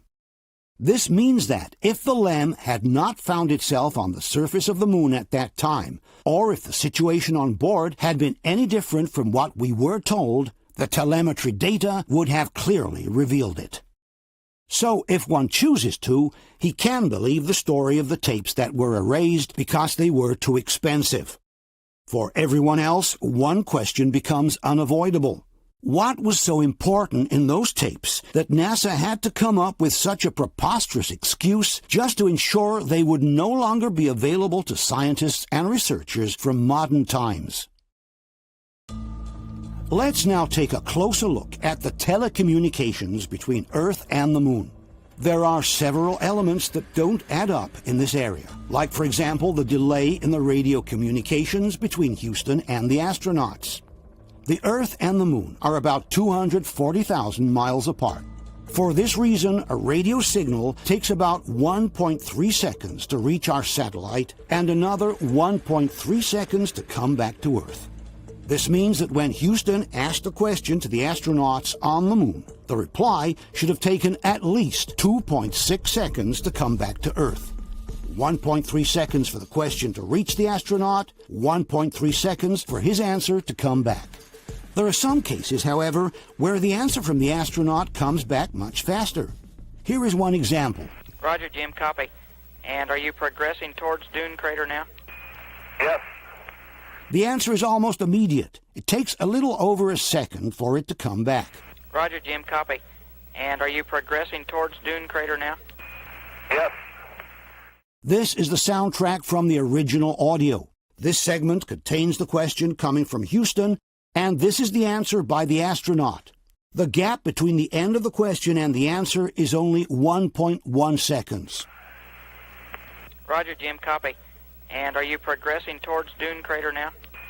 Yes. Too short for this communication to have really come from the Moon.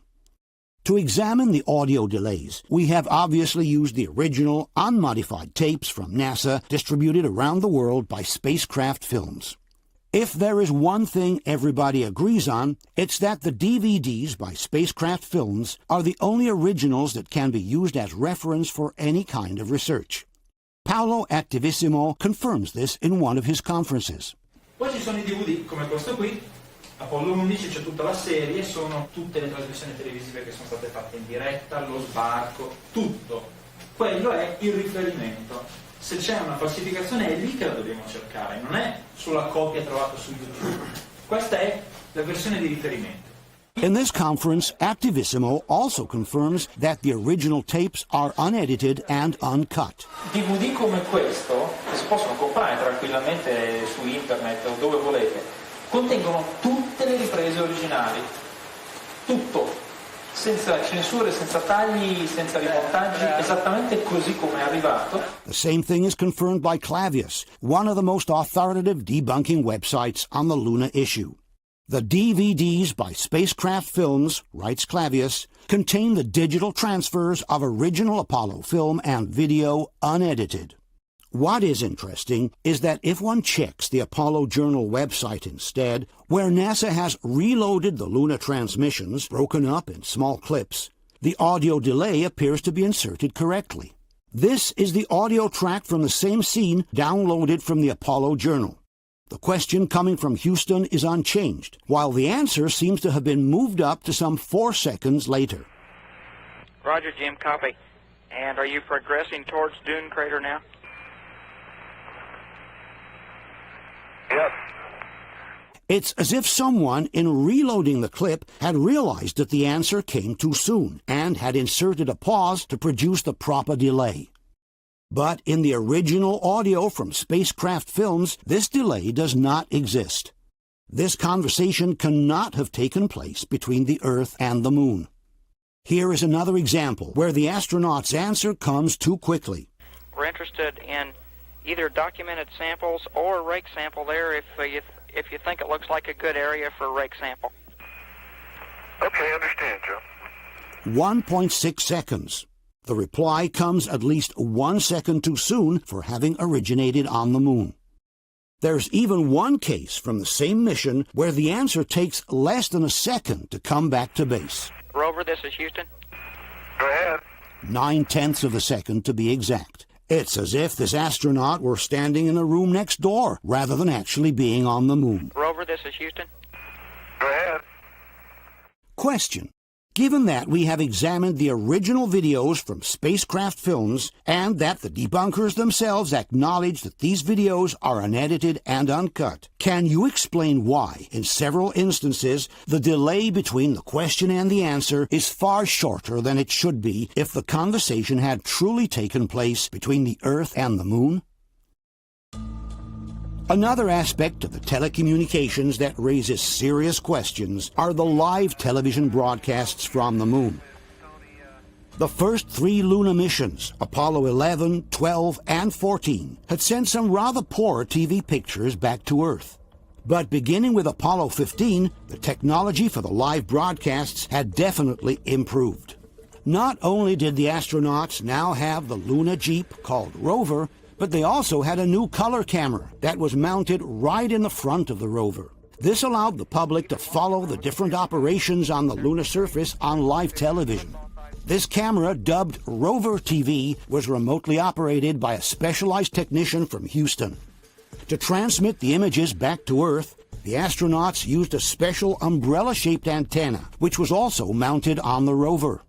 Obviously, the astronauts could only broadcast live images when the vehicle was stopped between one station and the next, because the umbrella needed to be pointed with great precision towards the Earth before any broadcast could begin. The Earth and the Moon are some 240,000 miles away, and a small error in the angle of sight would be enough to completely miss the target. From the NASA website, we can read, "The high-gain antenna produced a beam tight enough that an adequate TV signal could be received by 85-meter dishes on Earth. This antenna had a nominal gain of 24 decibels in the center, which dropped to 20.5 decibels on a 10 degrees cone." In other words, by increasing the transmission angle, the signal would rapidly degrade. Pointing the antenna with sufficient accuracy was tricky, writes NASA. A preliminary alignment made by sighting along the transmitter mast had to be done carefully. After that, the astronauts carried out a precision pointing by using an optical device mounted directly on the antenna. From NASA's training manual, we read, "Bore sighting the high-gain antenna to the Earth requires an optical aid, since a full Earth subtends an angle of less than 2 degrees when viewed from the lunar surface." This is the aiming reticle from the optical device. Each square represents an angle of 3 degrees. The high-gain antenna pointing, states NASA, must remain within 2.5 degrees of Earth. This occurs when the Earth's image is within the bullseye of the optical sight. The video signal will degrade extremely rapidly beyond that point due to the very narrow antenna radiation pattern. In other words, even a misalignment of a couple of degrees in pointing the antenna would have resulted in the Earth target being missed. We must keep in mind that both the TV camera and the transmitting antenna are mounted on the rover, which means that any oscillation of the camera implies an equal oscillation of the antenna. This is a well-known problem for television crews who broadcast images via satellite. Their mobile units are normally equipped with special pods that are extended once the transmitting vehicle is in position in order to avoid oscillations of any kind. And on Earth, the margin of error is much larger than that of a broadcast from the Moon, since the distance from the geostationary satellites on Earth is much shorter than the distance between the Earth and the Moon. It is therefore evident that in order to maintain the live connection with the Earth, the rover needed to remain practically still for the entire duration of the broadcast. What we have instead is a series of situations in which the astronauts violently shake the rover, and thus also the antenna, without the broadcast ever breaking down. This usually happens when one of the astronauts touches the rover to drop or retrieve some tools. In order to assess the actual oscillations, one needs to look at how much the line of the horizon in the background moves up and down.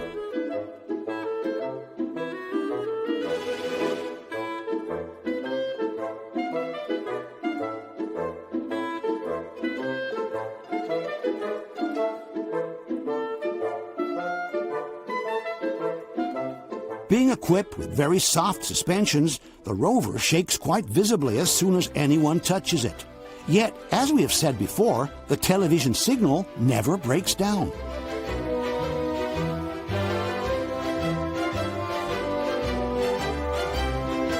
We must remember that each oscillation of the camera corresponds to an equal oscillation by the antenna. And yet, as if by magic, the television signal never breaks down, nor does it degrade at all.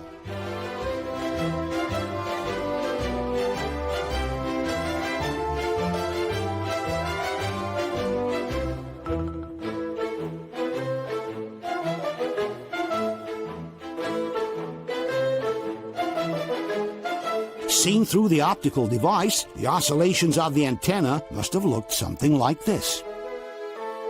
Question.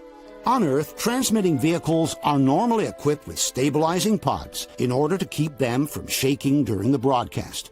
Why didn't NASA think of placing something similar on the rover, since it was supposed to broadcast from a distance dozens of times higher than a simple Earth satellite? Given that, according to NASA's manual, the high-gain antenna pointing must remain within 2.5 degrees of Earth, and that the video signal will degrade extremely rapidly beyond that point, how was it possible to broadcast images with such violent oscillations without the signal breaking nor degrading during the live feeds from the moon? Let's now examine another interesting problem, the behavior of the dust on the moon. On Earth, the dust remains attached to objects thanks to the humidity of the air. On the moon, however, there is no atmosphere, and therefore there is no humidity. Theoretically, lunar dust should not be able to stick to any particular surface. Looking at the images from the Apollo missions, though, we have dozens of situations in which the lunar dust sticks everywhere. That happens mostly on the astronauts' suits, with dust sticking not only to the lower part of their legs, but also to the arms, trunk, and even the backpacks. Often it's the astronauts themselves who notice the amount of dust that sticks to them. I am covered from head to foot with dust. Yeah, we got some work to do here, boy. They're all dirty. You ought to see you back. I couldn't have gotten any dirtier than you. From Houston Center, someone has noticed the problem as well. Looks like you guys have been playing in a coal bin. Dust inexplicably sticks to the surface of the cameras and their lenses, too. The astronauts often complain about this. We haven't checked the dust on the lens on these cameras. Sometimes the problem is so serious that they can't even read the settings. So much dust on the camera, it's hard to read the settings. Same problem for the television cameras used by the astronauts. In this case, we notice several speckles of dust that are stuck to the camera lens. Here instead, the entire lens is covered by dust. The lighter spots are the only areas of the lens not covered by dust. Sometimes the astronauts realize this by themselves. I think we need to dust the TV lens. It's pretty dusty. In other cases, the request to clean the lens comes directly from the control center. Troops, before we leave this area, we want you to brush the LCRU and the TV camera lens. These images shot on Earth show dust particles that stick to the lens because of humidity. Why does the same happen on the lens used by the astronauts, given that there is no humidity on the moon? Also, the Gnomon. This color chart used by the astronauts simply refuses to stay clean. Radar Gnomon's pretty dirty, unfortunately, Joe. with all this dust. Roger. It's not just the astronauts' suits and instruments that get covered with dust. For example, look at the lunar rover with the frame and the engine protections fully covered with dust.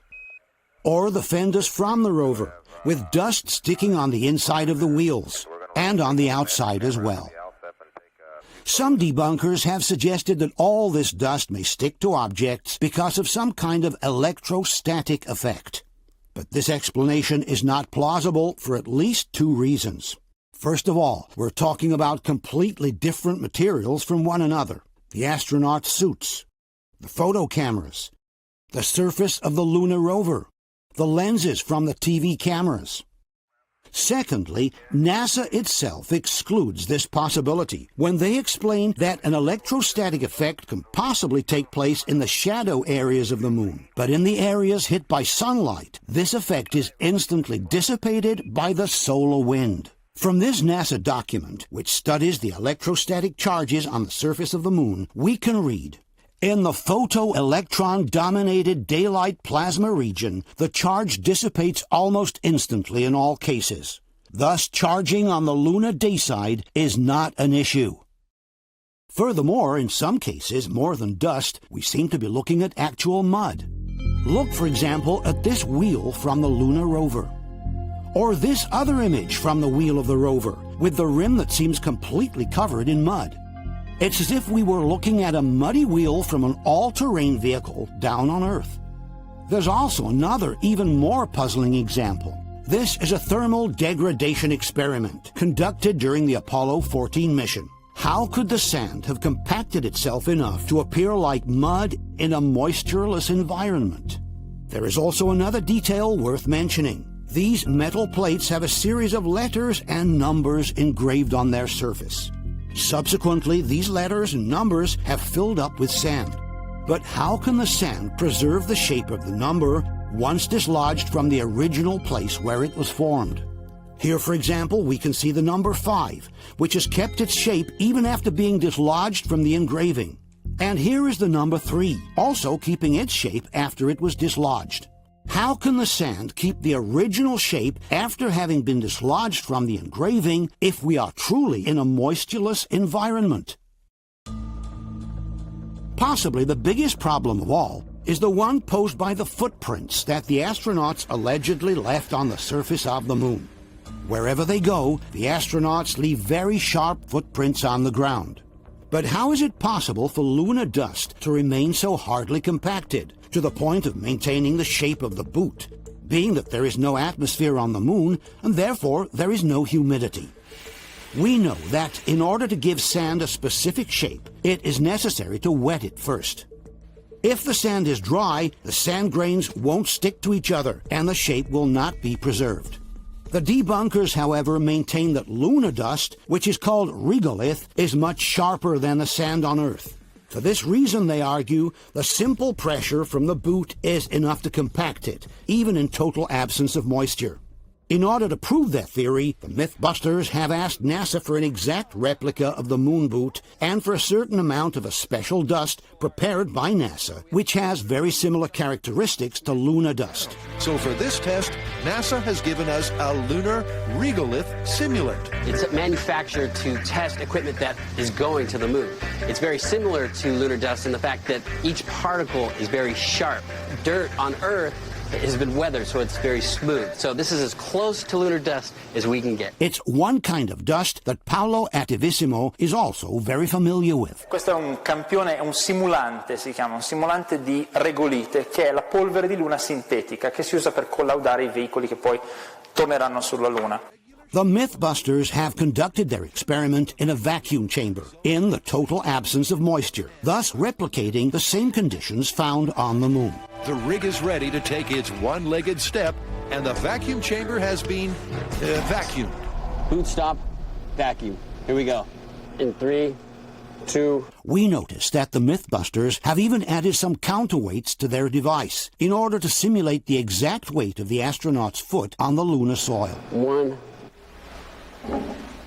Yeah! Take that! Yeah! Look at that. We made a footprint inside of a vacuum. And there was no water vapor, which is what this conspiracy theory is all about.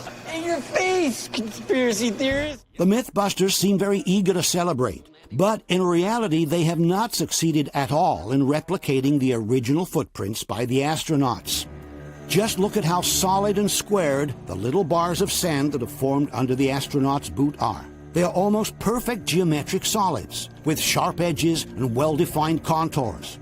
These sandbars are so solid and compacted that they even retain their shape after they are broken in pieces.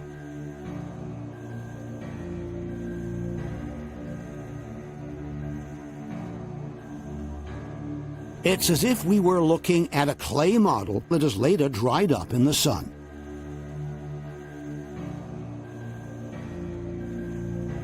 It is clear that we are looking at a very different result from the one obtained by the Mythbusters in the vacuum chamber. If we were to break apart or even just try to move one of these sandbars, they would certainly not remain compacted, nor would they retain their shape. In conclusion, the Mythbusters, with their experiment, have proven the exact opposite of what they intended to prove. In absence of humidity, it's absolutely impossible to replicate the astronauts' footprints. Question: given that there is no moisture on the moon and that the solar wind dissipates electrostatic charges almost instantly, can you explain why the lunar dust sticks to all kinds of materials, from the astronaut suits to the photo cameras, from the rover's surfaces to the TV camera lenses? Can you explain how the rover's wheels can gather so much thick dirt on them as to look like they're covered in mud? Can you explain how the lunar dust can stick together to such an extent, even preserving the shape of the numbers after they were moved from the engravings in which they had formed? Given that the Mythbusters have replicated the lunar conditions under vacuum and with the sand simulant, can you explain why they were unable to reproduce the astronauts' footprints from the original photos?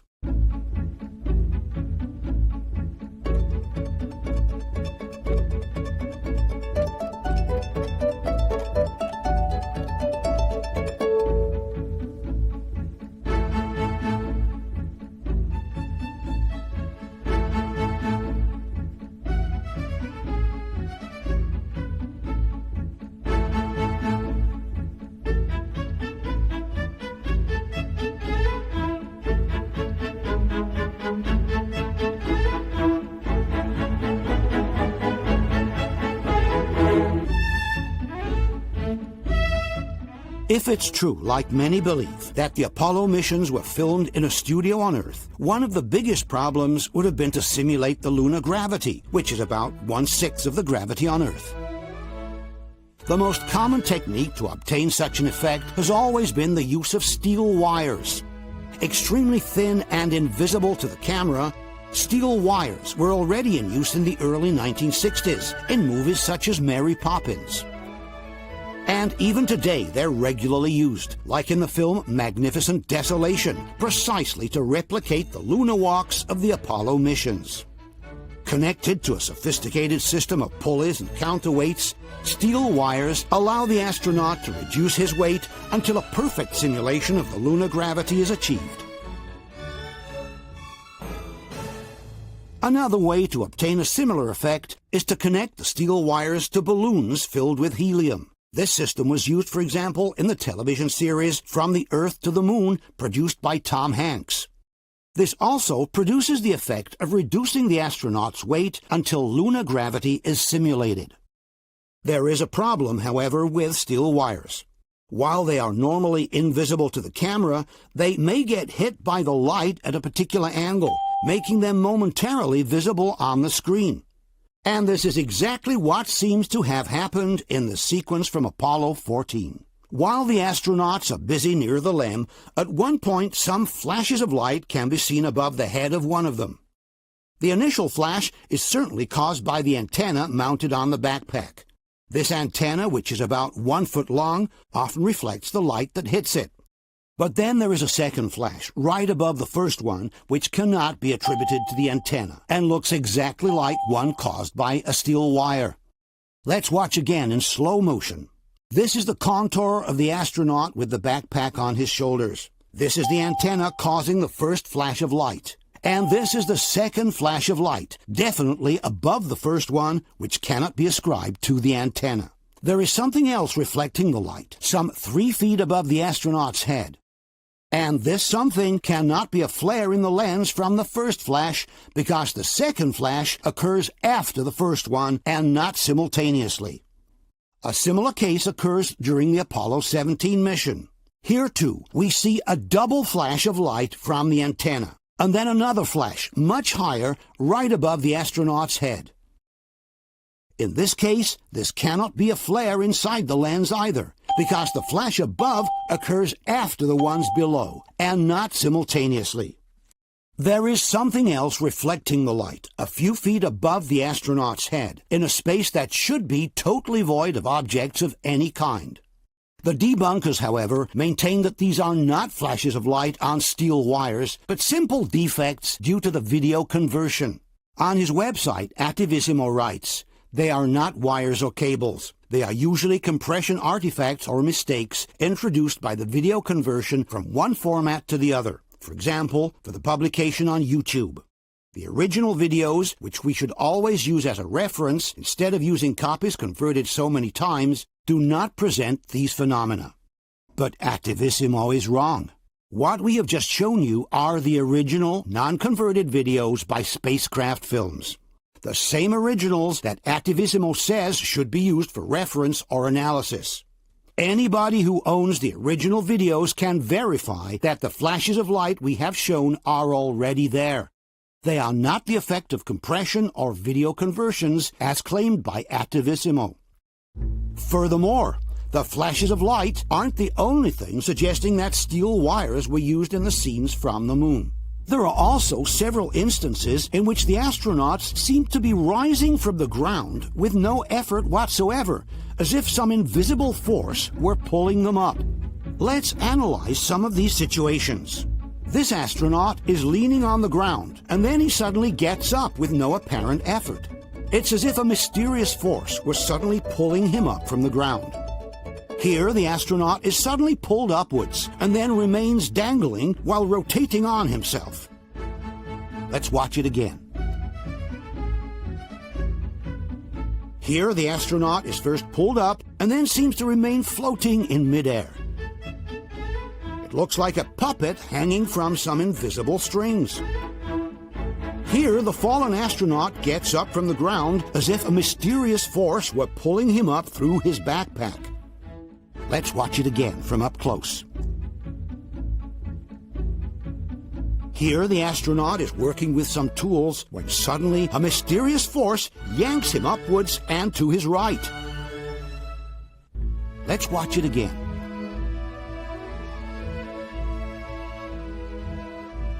There is even a situation where the astronaut complains that he cannot get up, and he almost seems to wait for someone or something to pull him up. But I can't get up.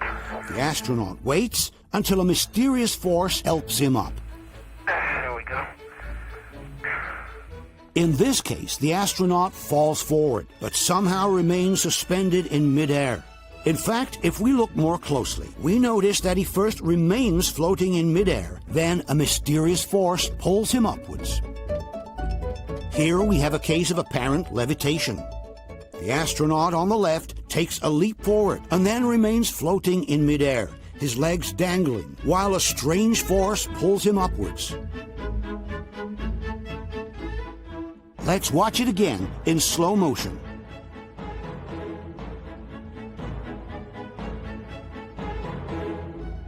And finally, here's a very curious situation. Look at the movement the astronaut manages to make with both his legs, first forward and then backwards, without leaning onto anything.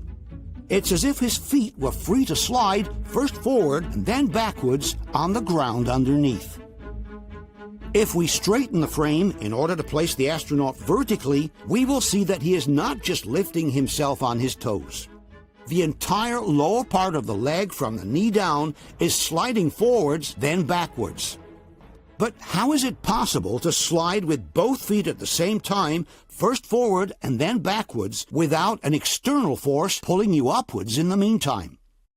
Question: Given that these are not artifacts from video conversion, nor are they glares inside the lens, can you explain what these flashes of light sometimes appearing over the head of the astronauts actually are? Can you explain how it is possible to make a movement such as this one, or this one, without some kind of external force pulling you upwards? The last set of evidence includes elements that suggest the presence of air on the set of the lunar pictures. As we all know, there is no atmosphere on the moon, which means the astronauts should be moving in a situation of absolute vacuum. There are different elements, however, suggesting that we are in the presence of air instead. One such element is the behavior of the clouds of dust behind the wheels of the rover. If we were in the absence of air, all the sand lifted by the wheels should follow a perfect parabolic trajectory from the moment it leaves the wheel until the moment it falls to the ground. Being that there is no air to slow them down in their path, both the heavier particles of sand and the lighter ones should follow the same parabolic trajectory. On Earth, instead, the lighter particles of sand are slowed down by the impact with the air and remain suspended for a few seconds in midair, forming the typical clouds of dust that can be seen behind the car wheels. This phenomenon can be observed in many different situations, simply kicking up some sand, during a golf game, or during a motocross race. But it is a phenomenon that can also be observed behind the wheels of the lunar rover, where instead it should not happen. For example, look at these clouds of dust that remain momentarily suspended in midair behind the rover's wheels. As we have said before, without an atmosphere, no cloud should be forming at all. All the sand particles, both the heavier and the lighter ones, should follow the same parabolic arch. This is also confirmed by Clavius. If an atmosphere is dense enough, writes the website, it can hold small particles suspended against gravity for a short time. None of that would happen on the moon because there's nothing to keep the dust particles suspended. And yet, small clouds of dust form repeatedly behind the rover's wheels and briefly remain suspended in midair before falling to the ground. All of this should not happen if we were actually on the moon, where no atmosphere is present. Here is another situation suggesting that we are in the presence of air. The golden material on the right is a thermal covering mounted on the front of the rover. We often see this covering float up and down during the rover's transfers from one station to the next. When the rover is stationary, however, this covering should not move, given that there is no air to lift it up. There is a situation, however, where the covering seems to be moving by itself. At first, we cannot tell whether it was the astronaut who touched it. But then we see that while the astronaut is brushing the dust away, the thermal cover floats by itself more than once, as if a soft breeze were lifting it from below. There is also another curious case, again during the Apollo 16 mission.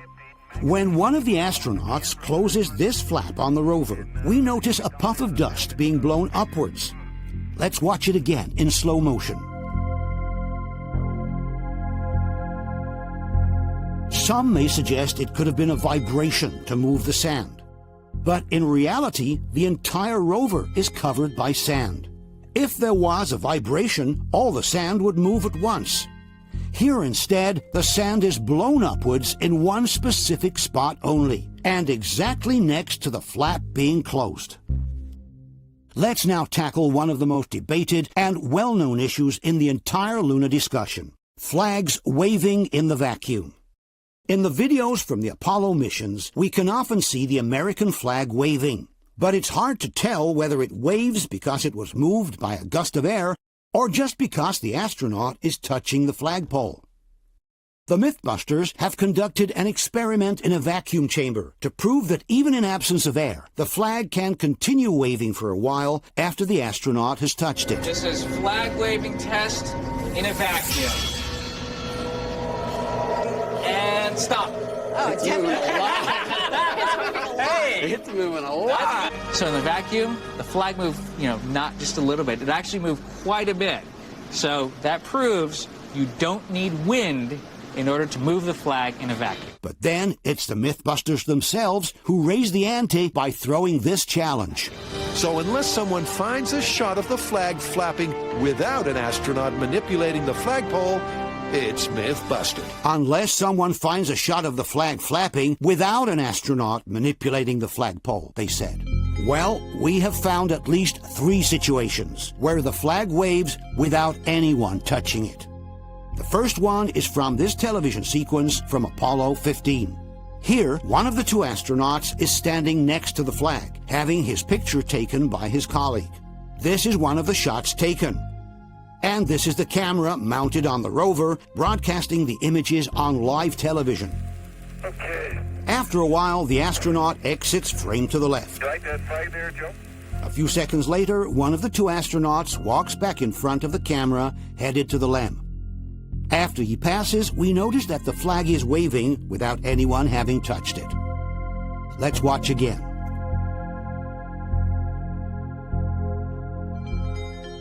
Some debunkers have suggested that the astronaut could have touched the flag with his elbow as he was passing by. But a simple triangulation with the photographic image shows that this was not possible. In order to fill up the frame to this point from the top of the head to the waist, the astronaut must have been somewhere halfway between the flag and the camera. There is too much distance for him to have touched the flag with his elbow.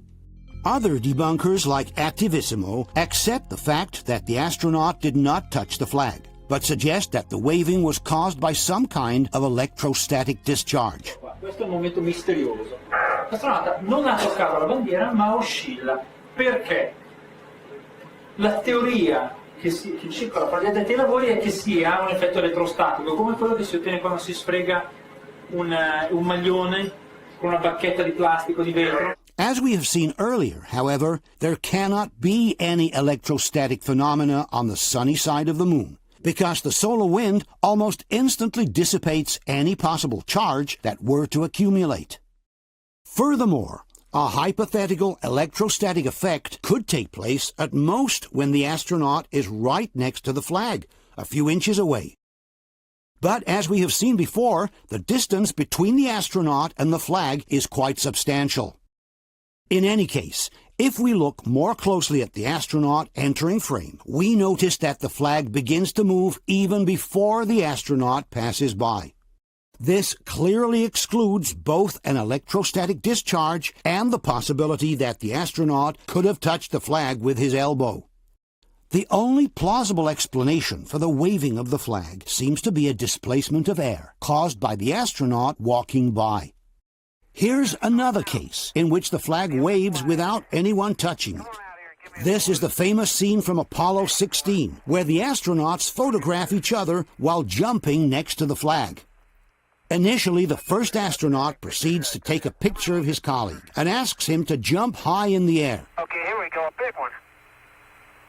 Off the ground, on the floor.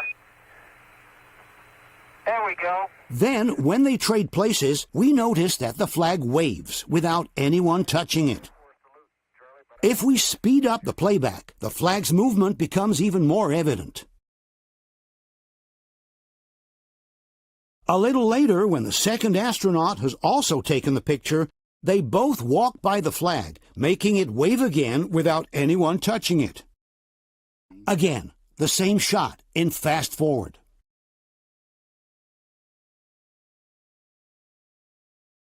There is finally a very interesting case in which the flag waves repeatedly by itself more than once, while the astronauts are on board of the lunar module. This is the Apollo 14 mission at the end of the second and last lunar excursion. The 2 astronauts are getting ready to re-enter the LEM when one of them accidentally trips into the television cable, causing the camera to fall to the ground. After a few seconds, the same astronaut approaches the camera and puts it back in position, while his colleague begins climbing the ladder of the LEM. After this, the first astronaut heads back to the LEM. From this moment on, no one will touch the camera again. The first astronaut completes some loading operations by means of a pulley, then climbs the ladder as well. Okay, the dust is not As the two astronauts close up the LEM and prepare for departure, the camera continues to take in the empty scene. 15 minutes go by without anything happening at all. But then at some point, without anyone possibly touching it, we notice the flag waving and partially entering frame on the right side of the picture. After 15 seconds, the flag moves in the other direction, returning to the original position. After another 20 seconds, the flag enters frame again, as if a light breeze were moving it. The flag remains visible for about half a minute, then disappears again to the right. A couple of minutes later, the same thing happens for the third time. The flag enters frame from the right, it exits, then waves back in, and eventually disappears from sight. As we have said before, both astronauts are already in the LEM, and there's no one else around who could have touched the flag. Furthermore, by using this white object as a reference, we can establish that the frame does not pan from left to right, but it remains fixed. In other words, it is not the camera moving sideways, it's the flag actually waving as it enters and exits frame by itself. Some debunkers have suggested that the waving of the flag could be caused by emissions of gas from the LEM during the depressurization process. But this explanation does not stand up for at least two reasons. First of all, any ejected gas would immediately disperse its pressure into the vacuum of space and would not be able to create the turbulence needed to move the flag. Secondly, we have seen that the flag always moves initially from right to left. In other words, it always moves towards the LEM before going in the opposite direction. In no case, therefore, any hypothetical gases expelled from the LEM could attract the flag towards the LEM itself. Question: given that there is no atmosphere on the Moon, can you explain what slows down and suspends the sand particles in midair, forming small dust clouds before they fall to the ground? Given that the flag begins to move even before the astronaut reaches it, which excludes both a static discharge and a physical contact, can you suggest anything different from the displacement of air to explain the flag's movement? Given that this flag waves not once but twice without anyone touching it, can you explain what caused this flag's movements? Given that the astronauts have been in the LEM for at least 15 minutes and that there is no one else around who could have touched the flag, can you suggest anything different from a displacement of air on the set to explain the flag's repeated movements? Let's tackle now one of the most well-known and debated aspects of the entire lunar discussion, the photographs from the Apollo missions. In order to analyze them in detail, we have turned to the experience of some world-famous photographers who have worked for all the most important magazines in the world. All these photographers were already professionally active in the 1970s, using the same cameras and the same kind of film used by NASA for the Apollo pictures. Let's briefly introduce them. Tony Torenberg, photo reporter, portrait artist, well-known fashion photographer. Starting from the 1970s, he has worked for some of the most prestigious magazines in Italy and around the world. Torenberg has also authored several books on photography and currently runs a photo factory where he regularly teaches photographic technique. His works have been presented in several expositions around the world, including the Biennale of Venezia and the Triennale of Milan. Aldo Falai, world-renowned fashion photographer with more than 40 years of international career under his belt. Starting from the 1980s, he has been the official photographer for Giorgio Armani. With his sophisticated and elegant style, Falai has contributed to creating the fashion image that has defined the Armani trademark across the globe. Falai has published several photography books, and his pictures have been presented in many international exhibitions on his name. Oliviero Toscani, a fashion photographer known all around the globe. From the 1970s, he has literally transformed the concept of fashion pictures with his nonconformist, irreverent style. Besides having worked for all the most important magazines in the world, Toscani has authored some of the most revolutionary advertising campaigns of their times, such as those of Benetton, Fiorucci, and Jesus Jeans. Peter Lindbergh, among the top photographers in the world for 40 years. Lindbergh is credited with launching on the world stage the so-called supermodels, a team of models including Cindy Crawford, Linda Evangelista, Naomi Campbell, Tatiana Patitz, Kate Moss, Christy Turlington, which dominated the fashion scene around the world in the closing decade of the last century. Lindbergh is the only one among the professionals elite to have been asked 3 times to photograph the prestigious Pirelli calendar in 1996, 2002, and in 2017. The favorite personal photographer by many movie stars, from Charlotte Rampling to Penelope Cruz, from Uma Thurman to Nicole Kidman, Lindbergh is considered today simply one of the best living photographers in the world.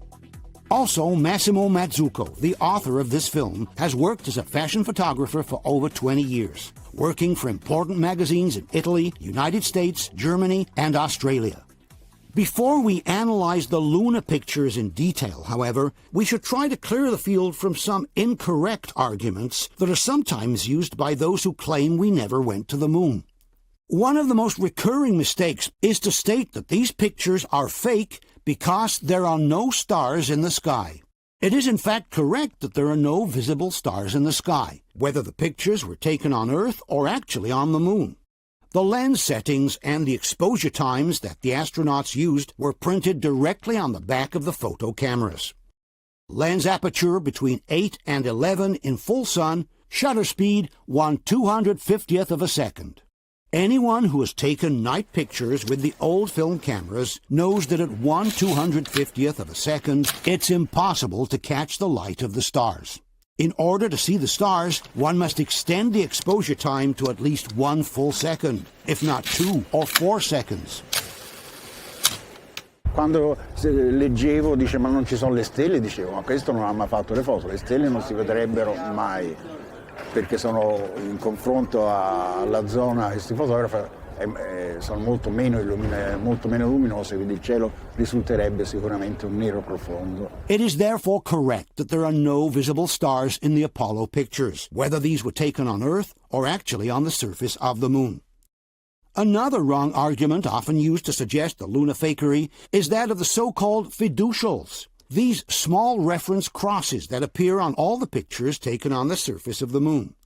There are cases, some claim, in which the cross seems to disappear behind the objects in the picture. And since the crosses are engraved on a glass located in front of the film, their absence, these people claim, is a blatant proof of manipulation. If we take a look at the high-definition originals, however, we will find that the crosses are always present. Sometimes their edge is washed away by the bright objects behind them, but the cross never completely disappears from the picture. In conclusion, neither the absence of stars nor the apparent disappearance of the crosses can be used as a proof that the Luna pictures are fake. Let's take a look now at some of the real problems with the Luna pictures. To begin with, we must ask ourselves whether the film containing the Luna pictures has ever been on the moon at all. For on this film, there is absolutely no trace of what should have been the damage caused by the radiation present in outer space.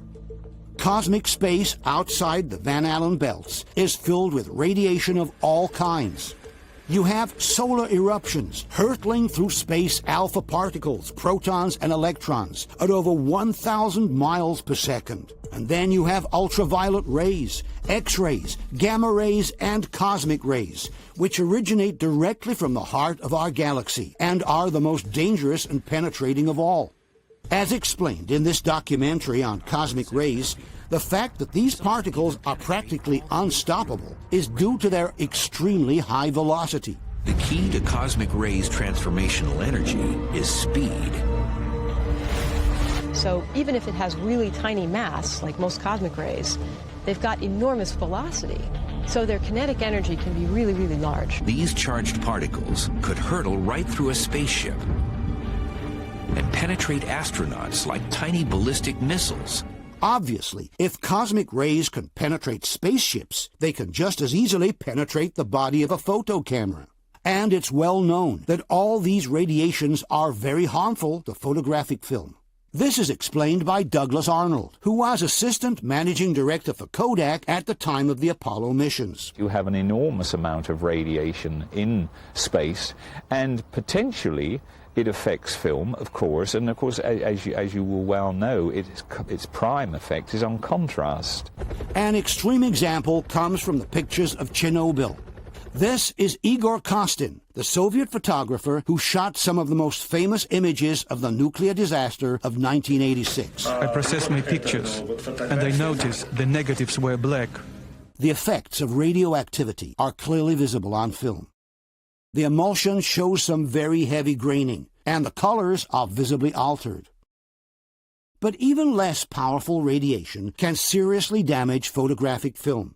This technical bulletin published by Kodak shows the damage that can be caused to photographic film even by a single pass under an airport's X-ray scanner. On the left, an original shot. On the right, the same film after a single pass under the scanner. After 5 scans, the film is completely ruined, and the image is barely visible. This is a well-known problem to professional photographers. Te prova a passare una pellicola ai raggi X di un aeroporto, pigli e butti via il lavoro. Infatti quando si andava a fare viaggi ci aveva la valigetta a parte oppure schermata col piombo. Here's another example with a 400 ASA film. The difference after a single scan is quite evident.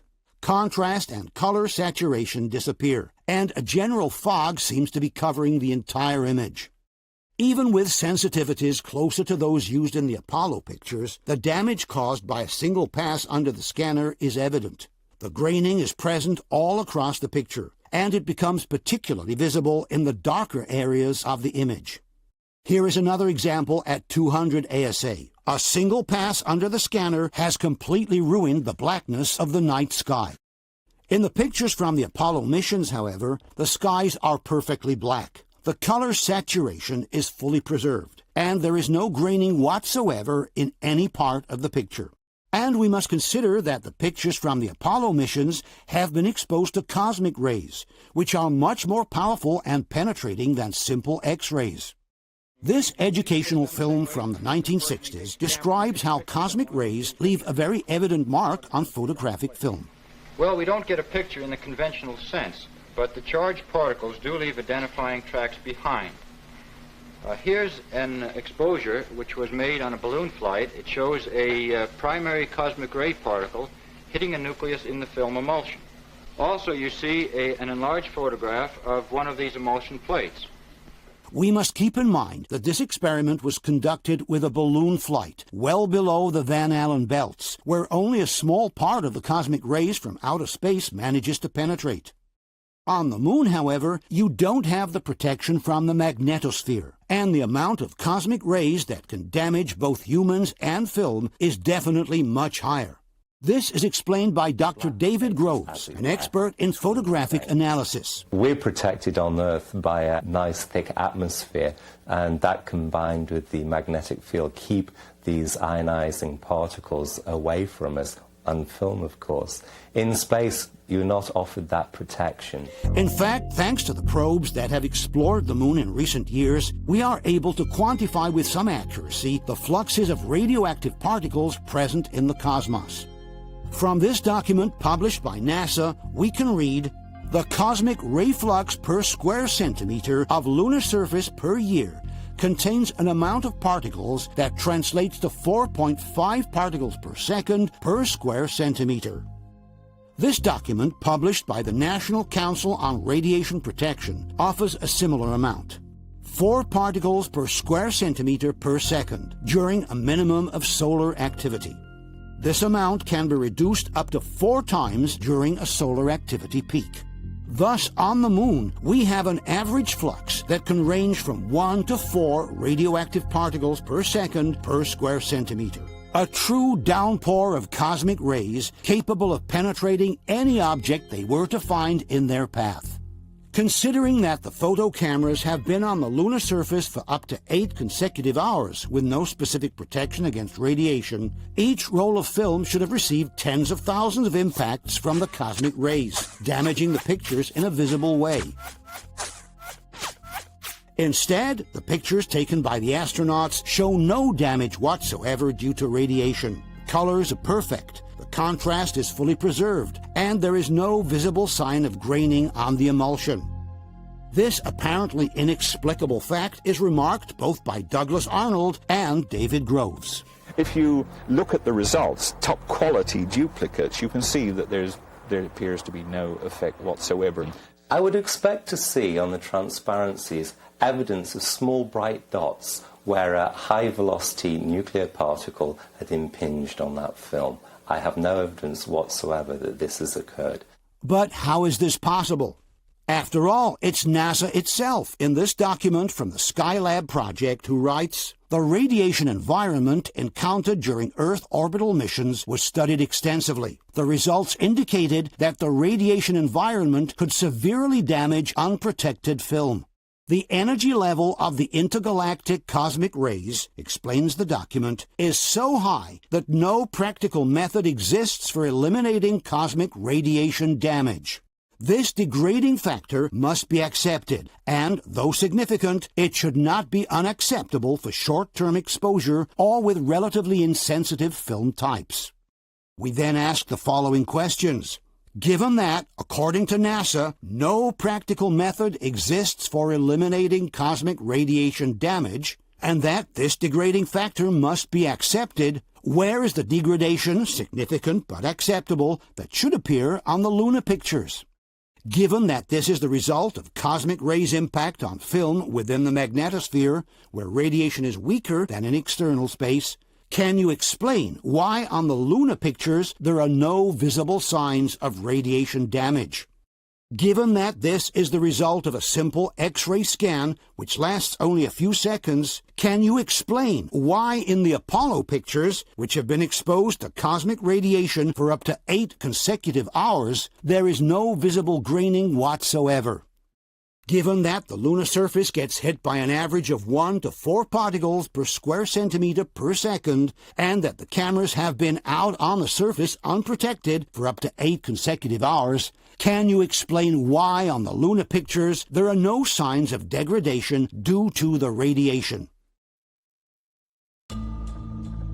Another question to be answered is how could the cameras have worked on the moon, given the extreme temperatures, especially the cold, that are found on the surface of our satellite? Being that there is no atmosphere to soften the transition between sun and shadow, on the moon, temperatures can easily go from 200+ degrees in the areas hit by the sun to temperatures of more than 200 degrees below zero in the shadow. In space, you're facing the sun, it's 240 degrees. The dark side is 240 degrees below zero. The environmental hazards were really tough, like thermal control. I mean, you get in the shadow on the moon and it can drop hundreds of degrees below zero. But how can a camera keep working in such extreme conditions, given that its delicate mechanisms are subject to the effects of thermal expansion and thermal contraction? Let's take, for example, Neil Armstrong's descent to the lunar surface. From the moment the hatch is open and the cabin is depressurized until Armstrong actually touches the ground, some 30 minutes go by. The entire descent of the astronaut takes place in the shadow area of the LEM, which means in an environment at some 200 degrees below zero. Once Armstrong touches the ground, his companion lowers the camera for him through the open porch. Armstrong straps the camera to his chest, installed on the ICU bracket, walks a few steps back, and takes the first set of pictures, always remaining in the shadow of the LEM. I'll step out and take some of my first pictures here. This is the full sequence of shots taken by Armstrong without ever leaving the shadow area of the lunar module. But how can this camera keep working in an environment at about 200 degrees below zero? We know that photo cameras have a tendency to jam at much less extreme temperatures due to the thermal contraction that affects the film transportation gear wheels. Gli ingranaggi meccanici della macchina a 100 gradi sotto si bloccano perché il metallo si restringe, il metallo si dilata. Quindi le macchine fotografiche sono fatte da ingranaggi meccanici. Io non sono mai stato a 100 gradi sopra e 100 gradi sotto, però sono stato a 40 gradi sotto. in Manciuria e mi si bloccava la macchina. Quando andavo in montagna mi toccava mettere tutti i materassini addosso, perché sennò non funzionava, insomma. Non funzionava proprio la meccanica, perché i metalli si modificano col calore. Certo. La dimensione anche, sono millimetri, decimi di millimetri, ma però per una macchina complessa, una macchina fotografica. This promotional video by Audi, which plans to send an unmanned rover to the moon, explains how even 10 minutes spent in the lunar shadow can bring the vehicle's mechanical parts to a complete blockage due to thermal contraction. Another danger to look out for, shadows, which could instantly damage the rover. That's because of the moon's extreme changes in temperatures and lack of atmosphere. The rover is made from different materials, all of which expand and contract when their temperature changes. If the rover were to drive into a shadow, it could cool down to 50% of its normal temperature in under 10 minutes. This could lead to parts contracting too fast and ultimately render the rover immobile. Because of the lack of atmosphere, the heat dispersion on the moon takes place by irradiation. And we know that Armstrong's camera has spent more than half an hour in an environment at 200 degrees below zero. This radio communication confirms that 35 minutes have gone by from the moment the cabin was depressurized, and the astronaut's survival backpack, called PLSS, has been activated. 35.5 minutes of PLSS time expended now. Also, this table, describing the timeline of the operations on the moon, indicates that some 30 minutes have passed from the cabin's depressurization until the moment Armstrong gets a hold of the camera. This means that the camera has had plenty of time to irradiate and dissipate a good part of the heat it had accumulated while in the cabin. How can this camera keep working after having spent more than half an hour at 200 degrees below zero without suffering the consequences of thermal contraction on its mechanical parts? Question. Given that the Audi technicians fear the complete blockage of the mechanical parts of their rover after only 10 minutes spent in the lunar shadow, how can a camera keep working after having spent over half an hour in the same shadow, its mechanical parts being far more precise and delicate than those of a lunar rover?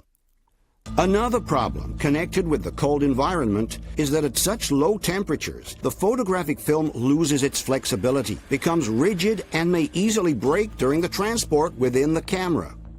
Even though we are in the vacuum, the film touches the camera body all along its path. Since the camera irradiates and progressively loses heat, so does the film inside.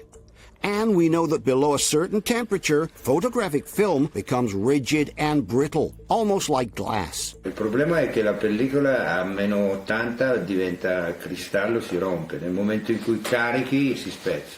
Quindi non puoi avanzarla? Molto improbabile, cioè è stato sempre uno dei grossi problemi di lavorare all'estremo freddo, è che la pellicola diventa vetro. Freddo è micidiale. Io mi ricordo in Russia a meno 26 si combatteva che non si spezzasse la pellicola ed era meno 26. E la pellicola a meno 40 cosa succede? E la pellicola teoricamente non dovrebbe funzionare, però se ha funzionato sono stati fortunati. Let's now examine the problems related to the type of lighting used for the lunar pictures. There are in fact different elements suggesting that an artificial source, rather than the sun, was used to illuminate the set. This would obviously mean that the pictures were taken on Earth and not on the moon. The first element suggesting the use of artificial light are the so-called hot spots. The sun is a huge, extremely powerful source of light, capable of illuminating entire planets with its rays. For this reason, when the sun illuminates a large, flat expanse, the light reaches every visible point with the same intensity. Whether we observe an area closer to us or one in the distance, the luminosity of the ground is practically the same everywhere. This is due to the fact that the sun is thousands of times larger than the Earth, which means it can easily illuminate any portion of its surface with the same intensity. If we use an artificial light source instead, like for example a movie light, the area of illuminated terrain will be much smaller. Furthermore, at the center of the illuminated area, we will see what is called a hot spot, while as we move away from the center, we will notice a substantial decrease of luminosity called fall-off.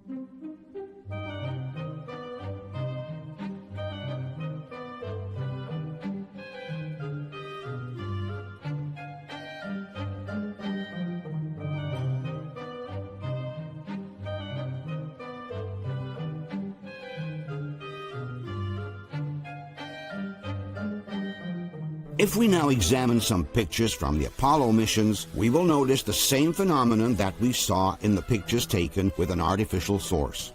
A noticeable hot spot in the center of the image and a just as noticeable drop of light as we move away from the center of the illuminated area.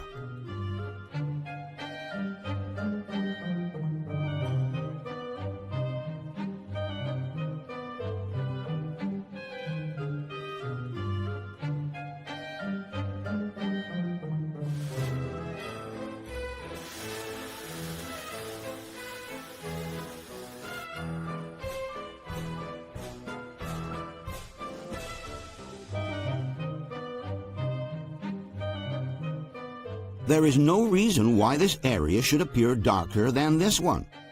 This area darker than this one, or this area darker than this one.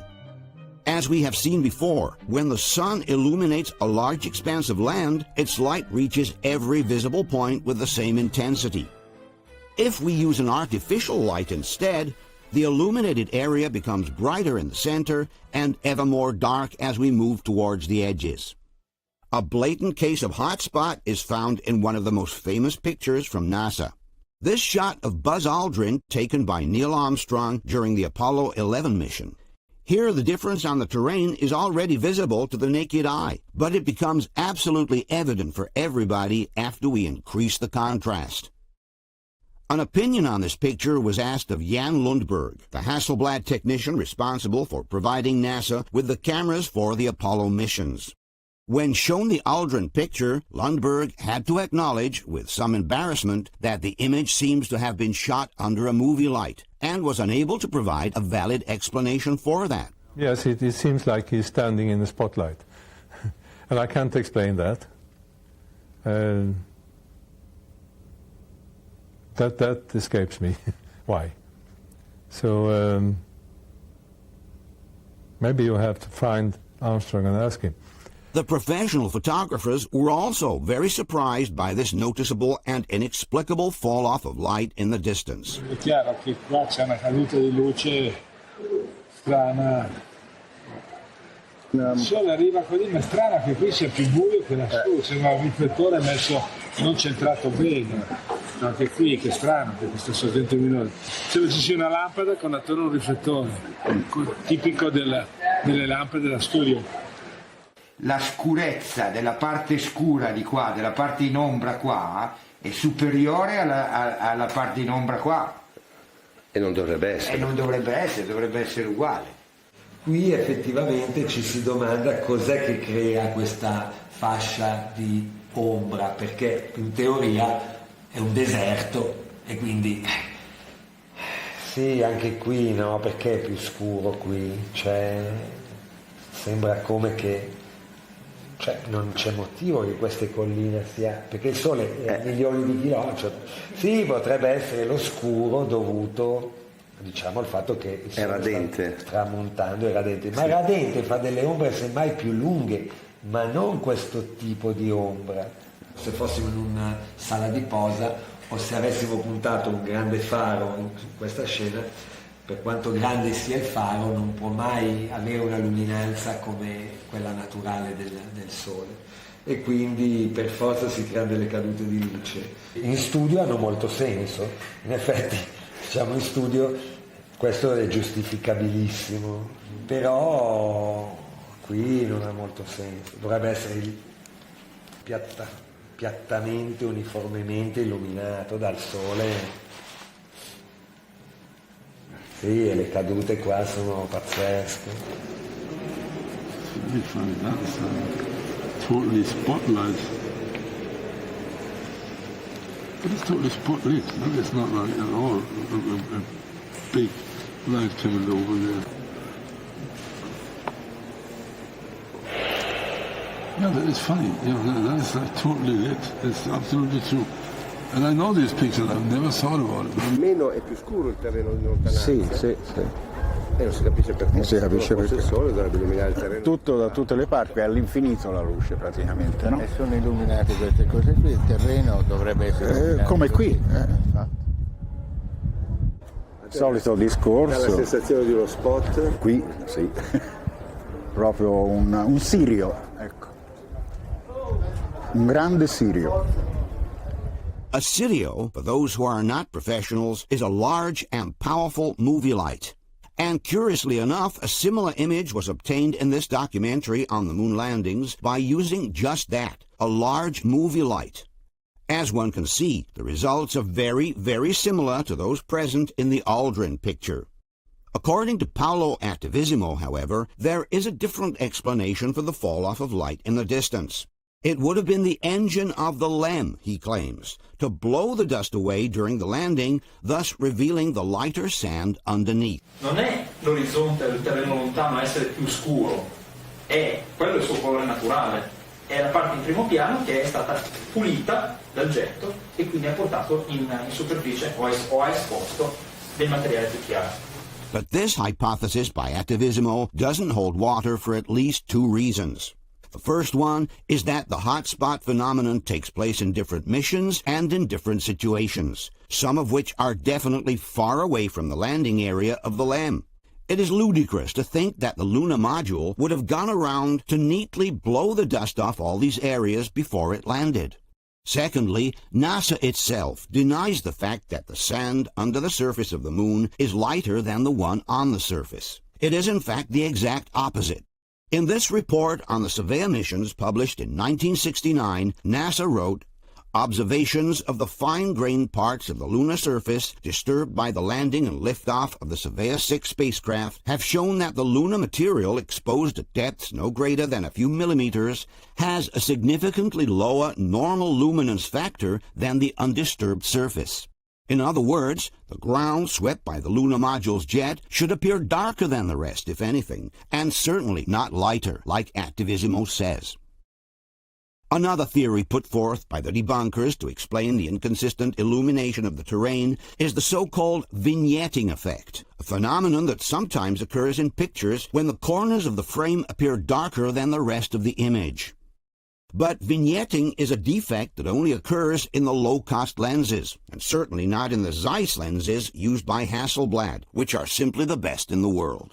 Alcuni hanno suggerito che sia un problema di vignettatura, secondo te può esserlo? No, se l'Hasselblad la vignettatura, scherziamo, non la fa. Quindi, fosse una macchinetta da 2 lire, sì, ma... Furthermore, several pictures show how the difference between hotspot and fall-off is present in the center of the picture, as in the case of this image reflected in the astronaut's visor. And since vignetting never takes place in the center of the image, we can state with certainty that we are facing a real phenomenon on the ground, and not a case of vignetting. Stranamente, il sole viene da questa parte, e qua è più luminoso, come se arrivasse a illuminare questa zona e meno questa. This is supposed to come from the sun. Yes, the sun behind. This is the photographer. Ridiculous thing, because there's absolutely no reason that it's darker here and there's thick. It's when you have a spot which is not strong enough. Right. Come here, really. Yeah. Here's another similar example in which the illumination problem is quite obvious. If we look at the sides of the astronaut photographer, we notice that on the left the ground is brightly lit, while on the right there is a dramatic decrease in luminosity. If this scene were truly illuminated by the sun, this area of the ground would appear as brightly lit as this one. Finally, as a possible explanation, a phenomenon called Heiligenschein has been suggested. It refers to that peculiar halo of light that sometimes appears around the shadow of the photographer in some particular situations. But the Heiligenschein effect only occurs when the sun is located exactly behind the photographer's head, along with the axis of the lens. This is the reason why the halo effect, which is due to a retroreflection phenomenon on the ground, appears all around its shadow. As we have seen instead, many of the hot spots in the NASA pictures occur when the light source is placed on the side of the photographer and not behind his head. Question: given that the sun should illuminate the whole landscape with the same intensity, both close and far away, can you explain the reason for the noticeable fall-off of light seen in many of the Apollo pictures? In this particular case, the fall-off takes place in the center of the frame, thus excluding a vignetting problem, and with the source placed on the side, thus excluding the Huygens shine effect. Can you explain the reason for the noticeable fall-off of light that can be seen on the terrain right behind the astronaut photographer? Another problem found in certain lunar pictures is the direction of the shadows, which should be parallel to each other had they been generated by the sun, but inexplicably diverge on the ground instead. Because of the enormous distance separating us from the sun, all the shadows generated on Earth by the solar rays are parallel to each other.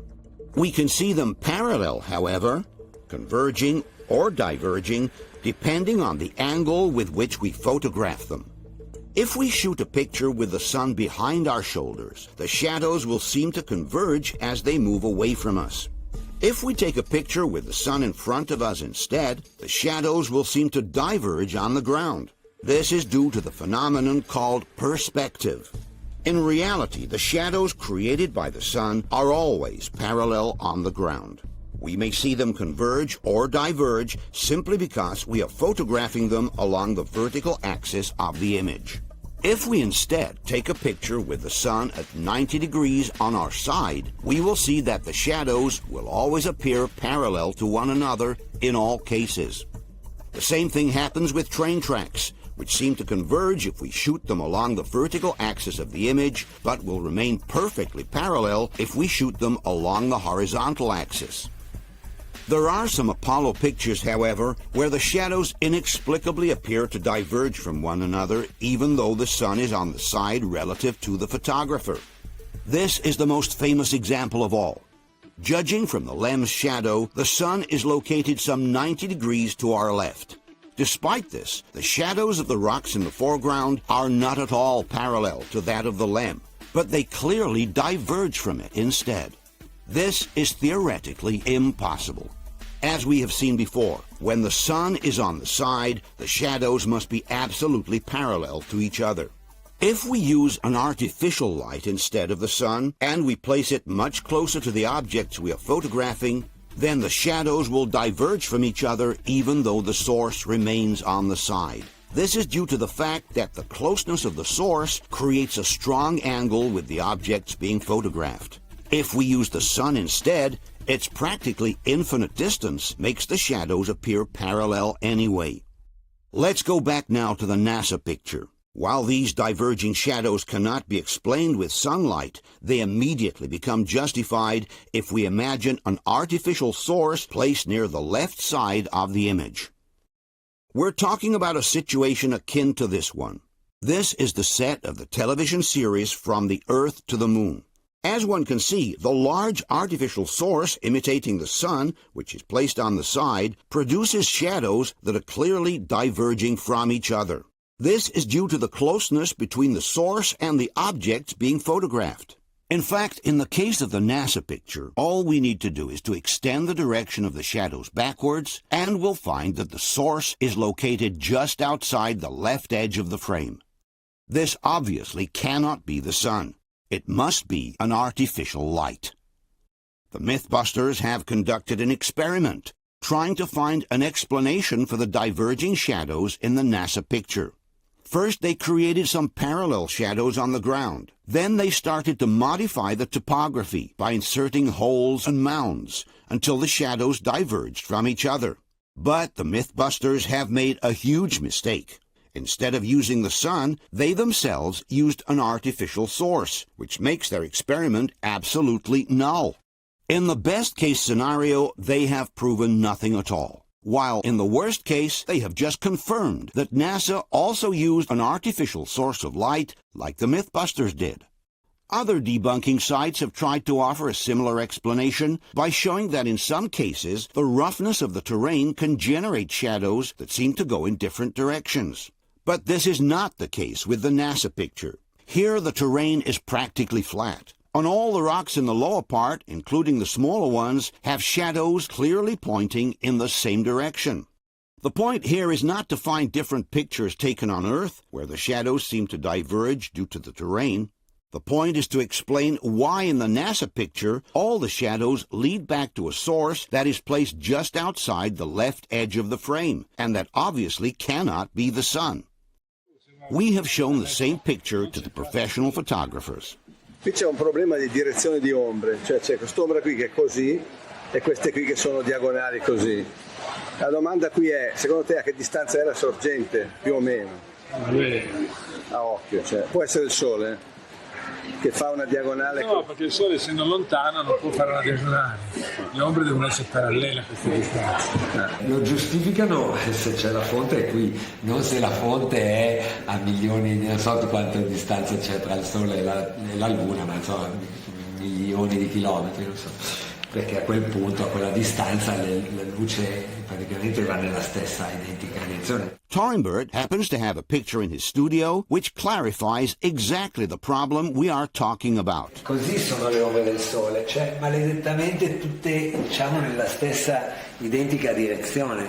Perché il sole, vedi, questo è un sole al tramonto, no? Molto basso, ma vedi come, voglio dire, nonostante la profondità dell'immagine, cioè l'ombra è assolutamente parallela, non può andare questa di qua e questa cominciare ad aprirsi in questo senso, non ha nessun senso, non può essere. Il sole è comunque lontanissimo, quindi queste ombre che vanno di qua e questa che va di qua non ha senso, vuol dire che il sole è qua, cioè a qualche metro di distanza.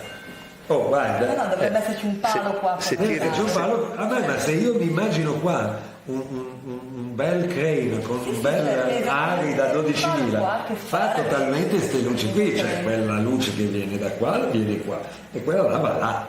Look at the shadows here and the shadow there. Can this be this? No, but they're getting worse and worse, I have to say. Look, you have a picture, it's like one shadow comes from here, one shadow comes from here, and there's only one sun up on you. According to those shadows, where would you place the source more or less? It's going to be on the left. That's very funny. Because the source should be like here, because that would give a light like this, and that would give shadow, this shadow here. Right. But only if it's like a pretty close source. Qui c'è due tipi d'ombre. Questi. Due tipi d'ombre, un'ombra che va per così e un'ombra che va per così. No, è assurda questa. Qui c'è un'illuminazione che viene da questa parte e qui da questa. Quindi secondo te, giudicando questa foto, dov'è la fonte? Basta fare così, qui, più o meno qui. A questa altezza, fra l'altro. Quindi ovviamente non può essere il sole. No, il sole è all'infinito, quindi sono parallele. Question. When the sun is on the side, all shadows on the ground must appear parallel to each other. Can you explain why in this NASA picture the shadow of the LEM and those of the rocks in foreground appear to be clearly diverging instead?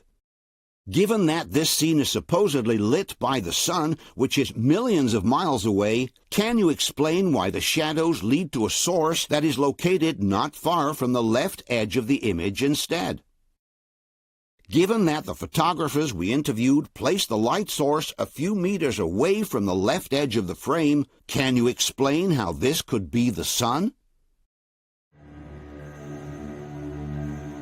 There is also another series of images from the Apollo 12 mission suggesting the use of an artificial light. In all these shots, we can notice on the ground the dark shadow of the astronaut who supposedly took the pictures. If we close in on any of these shadows, however, we will notice that they are entirely surrounded by a grayish, blurred kind of edge.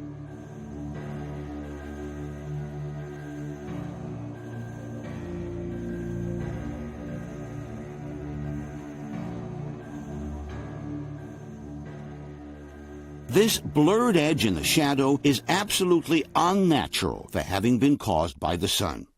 Since the sun is millions of miles away, it generates sharp, well-defined shadows on the ground. If you use an artificial light instead, you will get this kind of shadow with soft and blurred edges. Some may suggest that the blurring of the shadow is simply due to a focusing mistake, but this is not the case. If we observe the ground next to the shadow, we will see that it is perfectly in focus, from the closest point to the farthest one. The depth of field here is absolute. This is not a focusing mistake. It's really a kind of light source that generates a blurred shadow on the ground and which therefore cannot be the sun. If you turn this way and look at the edge, what does that tell you? I don't know. It looks very weird. Could that be the sun? Does the sun cast shadows that soft? No, because you see the shadows here, they are absolutely tough, no? Right. Wow. No, indubbiamente l'ombra dovrebbe essere più netta, visto che il sole è lontano. Più lontana la sorgente luminosa e più l'ombra è netta, cioè non è sbavata. È stranissimo quest'ombra sbavata. Più la distanza più la fonte è distante e più le ombre sono nette. L'ombra dovrebbe essere netta, invece è sfumata, quindi questo c'è un velatino sul sole o su... Ma questo è proprio da incompetenti, chi l'ha fatto, perché il sole fa un'ombra netta. Questa sfumatura è eclatante. Quindi è una lampada. Question. Being millions of miles away, the sun casts sharp shadows on the ground. Can you explain why, in these pictures, there is a soft edge all around the astronaut's figure instead? Let's now tackle the most important issue in the entire discussion on the Luna pictures, backlight photography. When we shoot a picture with the sun in front of us and the subject in the shade, we say that the picture is taken in backlight. In backlight photography, the subject in the shadow is always darker than the ground directly hit by the sun. Let's use as an example this picture taken in backlight. As one can see, the entire part of the subject in the shadow, the cabin, is much darker than the sand underneath. The reason is simple. The sand gets hit directly by the sunlight, while the cabin is lit only by the reflection of the sand, plus the diffusion caused by the atmosphere. Obviously, the light reflected from the ground is always only a fraction of the light it receives, which is called incident light. For this reason, it is absolutely impossible to balance incident light and reflective light in backlight photography. The ground illuminated directly by the sun will always be brighter than the subject in the shadow. One of the techniques used by professional photographers to get around this problem is to use a highly reflective portable panel. Let's look at this example. Here the photographer is shooting the model in backlight. As one can see, the subject in the shadow is much darker than the ground lit by the sun. But if the photographer adds a reflecting panel which bounces the sun rays back onto the model, then he can get a good balance between the illuminated background and the face in the shadow. The difference is obvious. While the luminosity of the background is unchanged, now the luminosity of the face is balanced with the one of the ground. Here is another example. The sunlight which comes from behind is bounced off this reflecting panel and goes to hit the model who is in the shadow. In this way, the luminosity of the model is perfectly balanced with the one of the background. Another technique used to balance the background light and the subject in the shadow is the use of a portable flashlight. This secondary source will illuminate the part of the subject in the shadow. In this example, we can see on the left a picture with only available light, while on the right an additional flashlight is used. The difference is clear. On the left you have no balance between light and shadow, on the right you do. But without these additional sources, it is absolutely impossible to balance the light hitting the ground and the one reflected onto the shadows in backlight photography. On the moon, however, something miraculous seems to have happened. Despite the fact that the astronauts did not have any portable reflectors nor additional lights, there is a whole series of photographs taken in backlight in which the entire shadow area of the LEM appears perfectly illuminated. As we can see, the luminosity of the astronaut in the shadow is practically the same as that of the terrain in the background, which is hit directly by sunlight. Not only would this be impossible on Earth without the use of reflecting panels, but it is even more inexplicable on the Moon, where you don't even have the atmosphere as a secondary source of refraction. In other words, while on Earth we have both the ground and the atmosphere reflecting light onto the shadow part of the subject, on the Moon we only have the ground to do so, because the sky is completely black. And the lunar surface is known to have a very low reflectivity, as it can only reflect back about 8% of the light it receives. In fact, in this 1964 document, NASA wrote, "There is one characteristic associated with the near vacuum on the lunar surface, which may be extremely important to photography. There will be virtually no diffusion of light. Since the lunar surface itself is a poor reflector, the subject material for photography will be either in full light or in full and complete shadows." In other words, according to NASA itself, the shadow area of the LEM should have looked more or less like this. We have such an abundance of luminosity instead that even in the shadow area we can clearly see all the smallest details. In this photo composition created by NASA by joining several pictures, we can see clearly how the sun is on the opposite side of the LEM. This being the only source of light, one wonders what could have lit the shadow area of the LEM so effectively. Despite not being professional photographers, some debunkers insist that the mere reflection of the sand would have been sufficient to illuminate the shadow area of the LEM. Conspiracy theorists are saying that the shot had to have been faked using a filled light. Personally, I think it's because the moon's surface is reflective. To prove their point, the Mythbusters conducted a small-scale experiment in which they tried to reproduce the pictures from the Apollo missions. All right, you ready? I'm set. All right, here we go. Taking the photo. Let's see. There it is. Oh, there you go.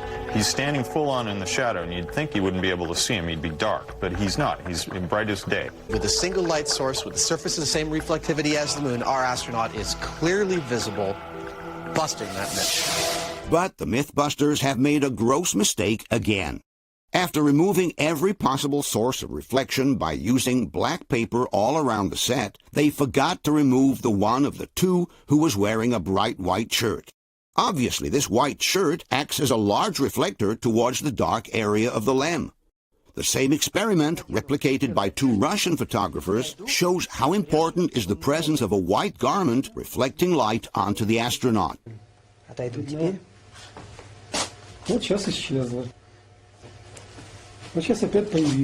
In any case, the problem is not simply to be able to see the astronaut in the shadows. As every photographer knows, all you need to do to see in the shadow is to open up the iris in your lens. The problem here was to balance the luminosity of the shadow area with the one of the ground, illuminated directly by the light source. And if we look more closely at the results, we will see that the Mythbusters were not able to balance the luminosity of the background with the one of the astronaut anyway.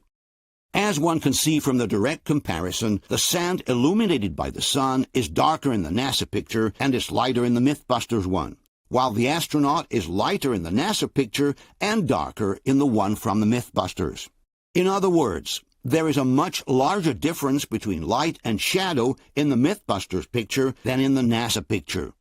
Also, from this image from their own set, one can clearly see how the astronaut in the shadow is definitely darker than the terrain illuminated directly by the light source. It's a much different result from what we see in the Apollo pictures. Thus, the Mythbusters, again, have proven the exact opposite of what they intended to prove. That without additional lights, it's not possible to balance the area in the shadow with the area hit directly by the light source, not even using their white shirt as an additional reflector. In any case, the idea that the sand is sufficient to illuminate the shadow area of the LEM can be easily refuted by using the same NASA pictures. All we need to do is to look at other pictures taken with the same source of light, what supposedly is the sun, to realize that the shadow area in these pictures is practically pitch black.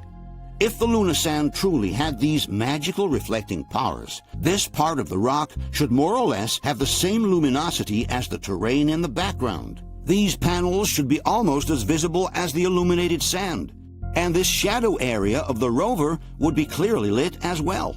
Instead, everything that is not directly illuminated by the sun appears as a deep black shadow. This proves that the sand is not sufficient to brighten up the shadow areas by itself. For this same reason, we can also discard the idea that it was the Earth to illuminate the shadow area of the LEM. If the Earth shine were truly that powerful, all the other shadow areas of the lunar terrain should be illuminated as well. But this is not the case. There is therefore no valid explanation for the practically identical illumination of the area hit directly by the sun and the shadow area of the LEM. In fact, the professional photographers we interviewed believe that in order to achieve such results, large reflecting panels or additional lights placed on the side of the photographer are needed. La tesi, del complotto dice siamo sulla Luna, non c'è nemmeno il cielo, non c'è l'atmosfera a farti da riflesso. Ormai qui è chiaro, questa luce non corrisponde a questa, Esatto. In effetti è vero, non corrisponde. Guardandolo attentamente da un punto di vista, dovrebbe esserci un pannello bianco qua, perché la luce sia così. Questo qui, ma neanche se tu sei in riva al mare, hai un riverbero, hai una cosa che va così, con la luce così protetta, ma questo in effetti è veramente incredibile. Anche qui, guarda che dettaglio c'è qui. Dove c'è la luce è bene, dove c'è l'ombra non si vede il cazzo, c'è un buco nero. Invece qui avrebbe senso se qua ci fossero tutti dei pannelli di polistirolo, ma grandi però. Caspita, È possibile avere, senza l'atmosfera che fa del riflesso, un controluce con esposizione quasi uguale qui e qui, in luce diretta e luce riflessa? Ci vuole un riflettore, insomma, un controluce così.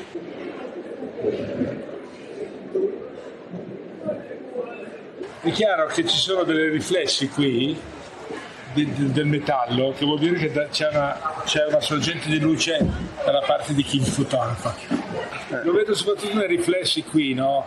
Vuol dire che da questa parte qui c'è una sorgente di luce. No, non c'è l'aria da sole. Non c'è questa, per esempio, tutto questo c'è un'area da lampada di studio. Questo schiarimento qui, c'è questa luce sulla scala, per esempio, da dove viene? Quello che mi impressiona è che il sole, un controluce così, in più riesco a vedere i dettagli di questo riflesso su questo oro. Da dove viene? Perché qui il cielo è nero.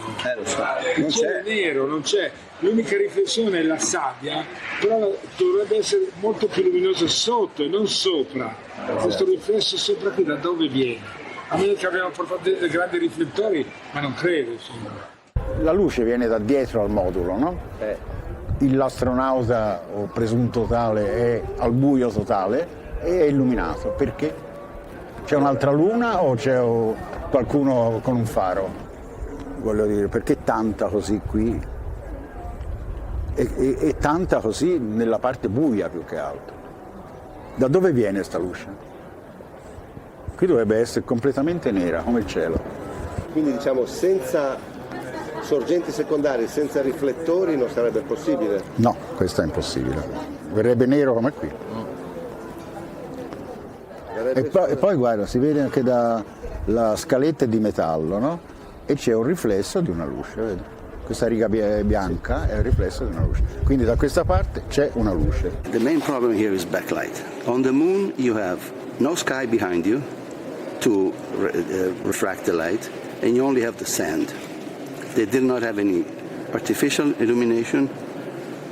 They do not have any reflectors or any flashes, just a camera, which was a Hasselblad with the 60 millimeters and the Ektachrome from the good old days. I was feeling, if this is happening, where is this coming from?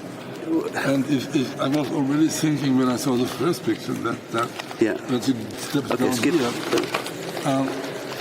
if you step down in a light like this, you will never have that reflection like this, even if it comes from here. Yeah. Huh? Yes. That's totally strange light. Here too, you have. You can see they have almost the same luminosity in the front and the back. Now, my experience tells me you have at least 2 stops difference when you turn around in backlight, and that's when you have the atmosphere. Yeah, but that is totally lit with the reflector, no? You tell me. That's the whole discussion. I would say that is totally. I don't want to get into it's fake or the moon landing was fake, but these pictures are fake. No? That is, I think, I would say 100% sure. Okay. Because all this cannot exist that way. So if you ask me as a photographer, yes, I am. I have to say this cannot be on any moon or something with one single light. The sun is totally. If you see that, I mean that's a movie light, no? Because you have the source here that should be all black. If it would not be black, then this would be burned out. Then you get some texture here. But like this is absolutely impossible. Absolutely impossible. Oh, what happened there? That's supposed to be the sun. Does that look like the sun to you? If this is the sun and the only light, and this is how whatever reflects, which is ridiculous because nothing can reflect this, then this would be so burned out and bleached out not to get any structure here. Yeah. That's my...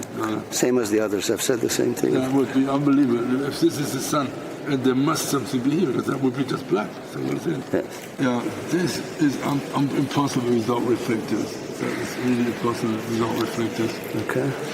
With this comment, Tarimbert well summarizes the professional's opinion. Delle foto avrebbero dovuto essere state fatte sulla Luna portandosi un'attrezzatura da studio. Non so se questo ha molto senso. Se qua ci fossero dei grandi pannelli bianchi, diciamo, deve essere proprio tutto un set con tutto ben riflesso, diciamo. And maybe it's not a coincidence that on the set of the IMAX film, large reflecting panels were used right behind the LEM in order to replicate the NASA pictures. A source of light placed behind the Luna module, and large reflecting panels used to bounce the light onto the dark area of the LEM. By using this technique, the luminosity in the shadow area is perfectly balanced with the one of the terrain illuminated directly by the source. Exactly like in the Apollo pictures. In 2014, the NVIDIA software company created a computer simulation, thanks to which they believed to have identified the source of light that could have brightened the shadow area of the LEM. In their opinion, it was the photographer's white suit, Neil Armstrong himself. There is a huge, glowing, bright white light. And as we analyzed that video a little more, we realized it's Neil Armstrong himself. The bright white space suit that he was wearing reflected all that sunlight off of him and back onto Buzz Aldrin. So essentially, Neil Armstrong himself was a light source in that scene. But the professional photographers explain how the white suit could at best partially brighten up the companion's figure. But it's too small and too far away to be able to illuminate the entire shadow area of the LEM. È possibile teoricamente che la tuta dell'astronauta che fotografa, che è bianca, riesca a fare questo controluce? Perché è una possibilità che è stata... No, allora il bianco fa, però a questa distanza è un po' distante. Cioè se fosse, diciamo, qui, allora sì, ma poi comunque farebbe, diciamo, illuminerebbe una parte molto più piccola. Ecco, qui l'unica cosa di riflesso può essere questa superficie chiara su cui si riflette l'ombra del modello, no? Sì. Però questa superficie non è sufficiente, ecco qua la vediamo meglio, sì. Non è sufficiente per illuminare il LEM come è illuminato, insomma. Potrebbe essere la tuta dell'astronauta che fotografa? No, troppo lontano. Troppo piccolo e troppo lontano. Lui sarebbe a 10 metri circa e non fa niente. In order to conclusively discard this hypothesis, all one has to do is to look at the television images from the very Apollo missions. Here, for example, there is an astronaut hit by sunlight who is moving right outside the edge of the frame.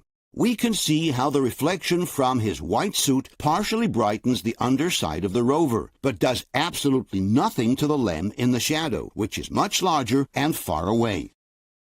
Here, the same astronaut enters the field of view from the right. And again, the light he reflects goes to partially brighten the underside of the rover, but it has no effect whatsoever on the darkened mass of the lunar module. And finally, there is another detail suggesting the use of a secondary source of light, either a reflecting panel or a small flashlight. And it's this shiny glare repeatedly appearing on the heels of the astronaut's boots. Qui c'è una luce. La sabbia che c'è in No, questa è puntiforme, vedi, piccola. Anche questo, di nuovo, stesso problema. Cioè questo dettaglio dentro quest'ombra nera praticamente è impossibile. Tecnicamente è impossibile. No, appunto, il dettaglio sulle scarpe, il dettaglio sul metallo.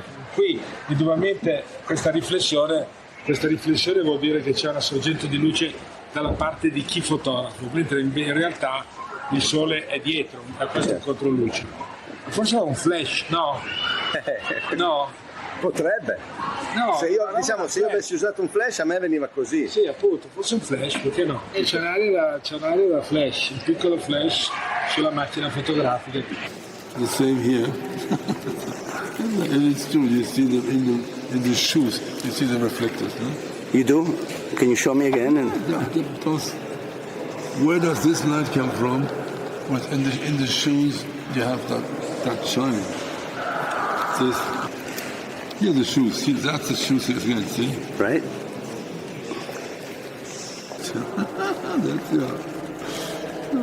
Could that be a flashlight? A flashlight or a reflector or anything, no? Yeah. Given NASA's statement that since the lunar surface itself is a poor reflector, the subject material for photography will be either in full light or in full and complete shadows, can you explain why the side of the LEM in the shadow is brightly illuminated instead?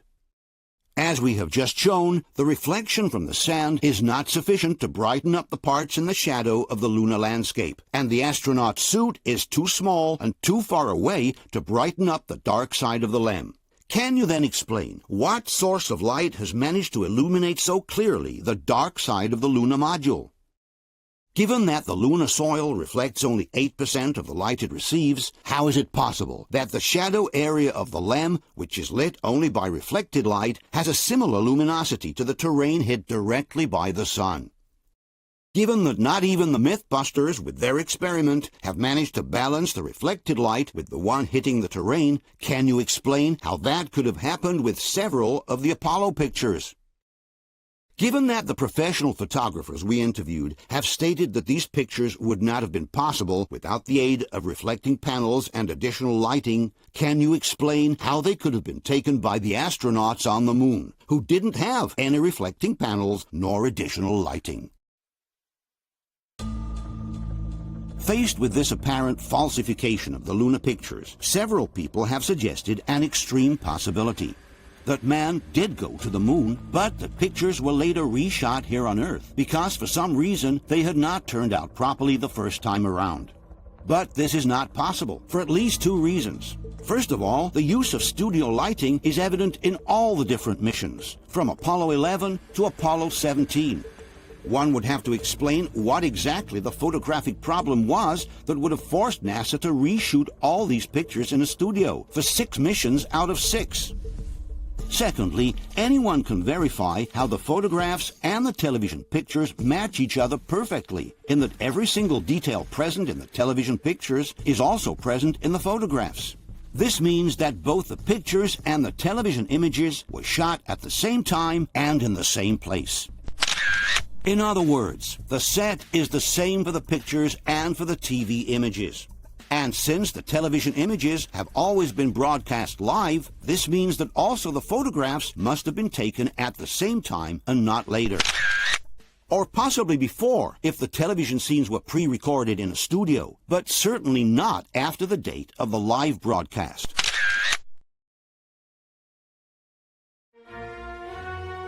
At this point, we are left with only one consideration to make.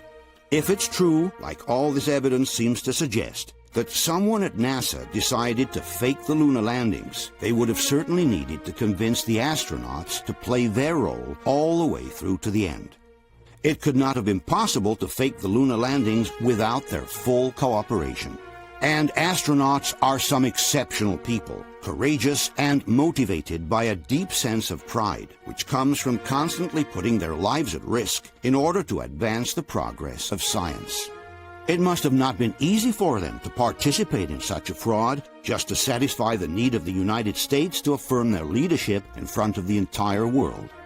Let's then take a closer look at the story of the three most famous astronauts of all: Armstrong, Aldrin, and Collins, the historical crew of Apollo 11. On July 24, 1969, astronauts Neil Armstrong, Buzz Aldrin, and Michael Collins triumphantly returned from the most important mission ever accomplished in human history. They have just been on the moon. They are the first human beings to have ever visited another celestial body and to have safely returned from it. On the recovery ship, they are welcomed by President Nixon in person. After a brief exchange in front of the cameras, Armstrong, Aldrin, and Collins are placed in quarantine for a few weeks of isolation. Then, on September 16, they appear for a press conference in front of the global members of the press, who welcome them with a standing ovation.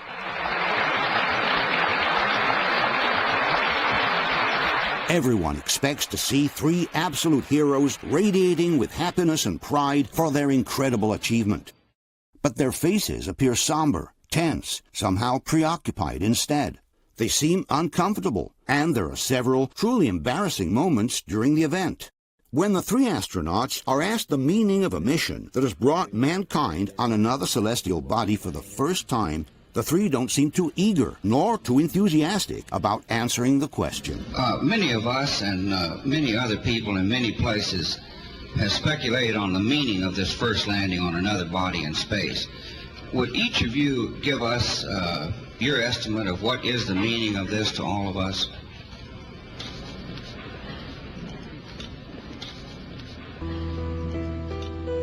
And when Armstrong describes their achievement as the beginning of a new era, he seems more like a person forced to read from a script than someone actually convinced of his own words. The entire program, it's a beginning of a new age.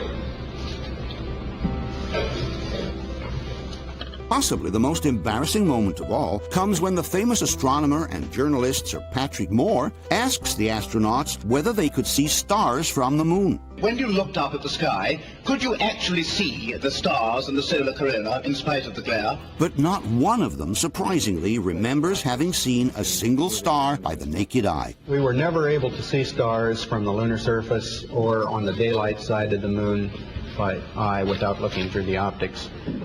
Even Collins, who was left orbiting the moon while the other two descended on the surface, does not remember seeing a single star. I don't remember seeing any. This is a truly disconcerting fact, given that their colleagues from the Gemini missions, who flew in space a few years before them, recall the long hours spent looking at the stars. We'd spend several hours just with our faces pressed up against the window at night with all the lights turned down low, and watching the stars. Also, the astronauts from the shuttle missions, like, for example, James Riley, recall seeing literally millions of stars in outer space. What are the stars like in space? Like, are they just brighter than on Earth, or how would you describe it?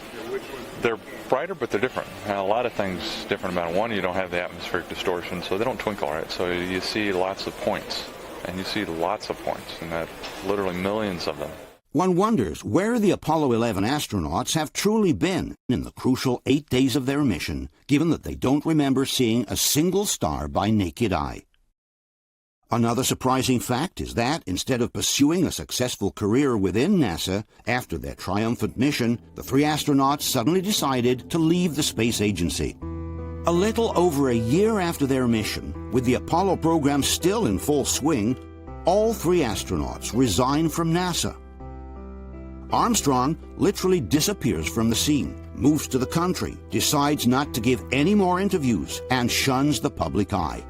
And when NASA celebrates the completion of the Apollo program, which has carried 12 men to the moon in the course of 3 years, the most important of all, Neil Armstrong refuses to take part in the ceremony. Buzz Aldrin also falls into a deep state of depression, which leads him towards the abuse of drugs and alcohol. I thrived on addictive substances, alcoholism, and clearly that began to predominate in my unstructured life. In 1973, he appears in a photo in Paris Match, definitely changed in his physical aspect. To the French magazine, Aldrin declares, "They think of us as heroes, but the moon has destroyed us." In a 1994 interview, Aldrin is asked to give some advice to the young people who want to become astronauts in the future. But instead of encouraging them and inspiring them with enthusiasm, he warns them against possible disappointments. Space and its frontiers certainly are new and challenging, and because they're new and challenging, they're also uncertain, and I think anyone aspiring that as a career field has to be equipped with a lot of patience and the ability to cope with things not turning out exactly the way they may perceive that they would ahead of time. Why would a man who has just accomplished the most important mission in the history of mankind warn young people against the risk of disappointments and failures? Ladies and gentlemen, Neil Armstrong. Armstrong sometimes reappears in public, but it's definitely not to sing a praise for NASA. In a ceremony hosted by Bill Clinton in 1994, Armstrong makes an ambiguous and mysterious statement. While talking to a group of students, he mentions some of truth's protective layers that young people should try to remove in order to go on. We leave you much that is undone.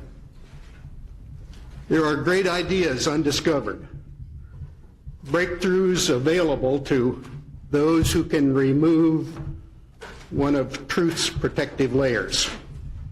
Later on, Armstrong stuns reporters again when he refuses to take part in the celebrations of the 40th anniversary of the Apollo mission.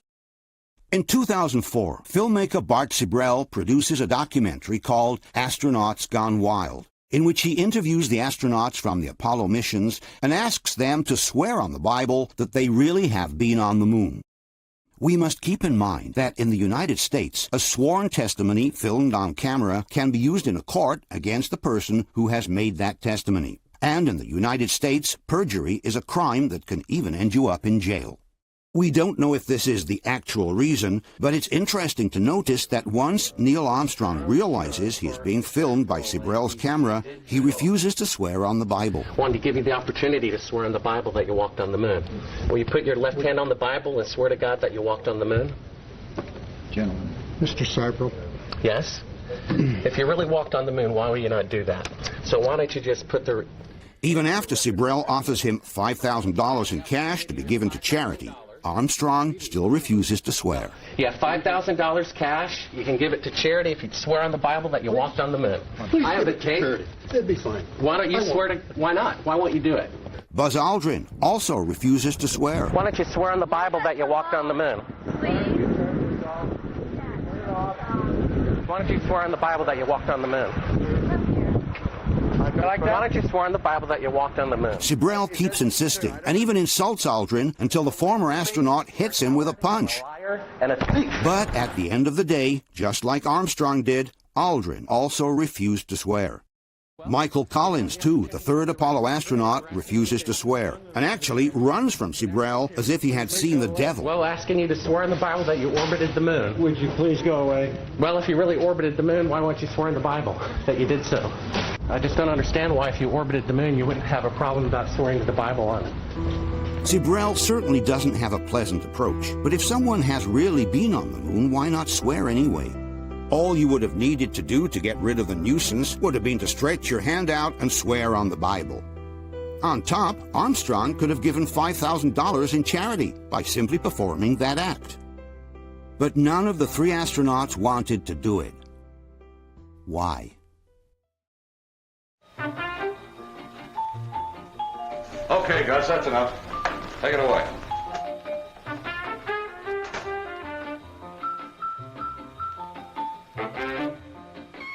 right, here we go now. Hold it. Come on, smile. That's fine. Hold it. Steady. Hey, wait a minute. Where's the moon? Hey, Sully! Okay, boss. Come on, make it snappy. Get in there and steady it. How's that? Okay. All right, here we go again now. Steady, hold it. Come on, Betty, come on, give me a smile. That's right, hold it. Okay. Wrap it up.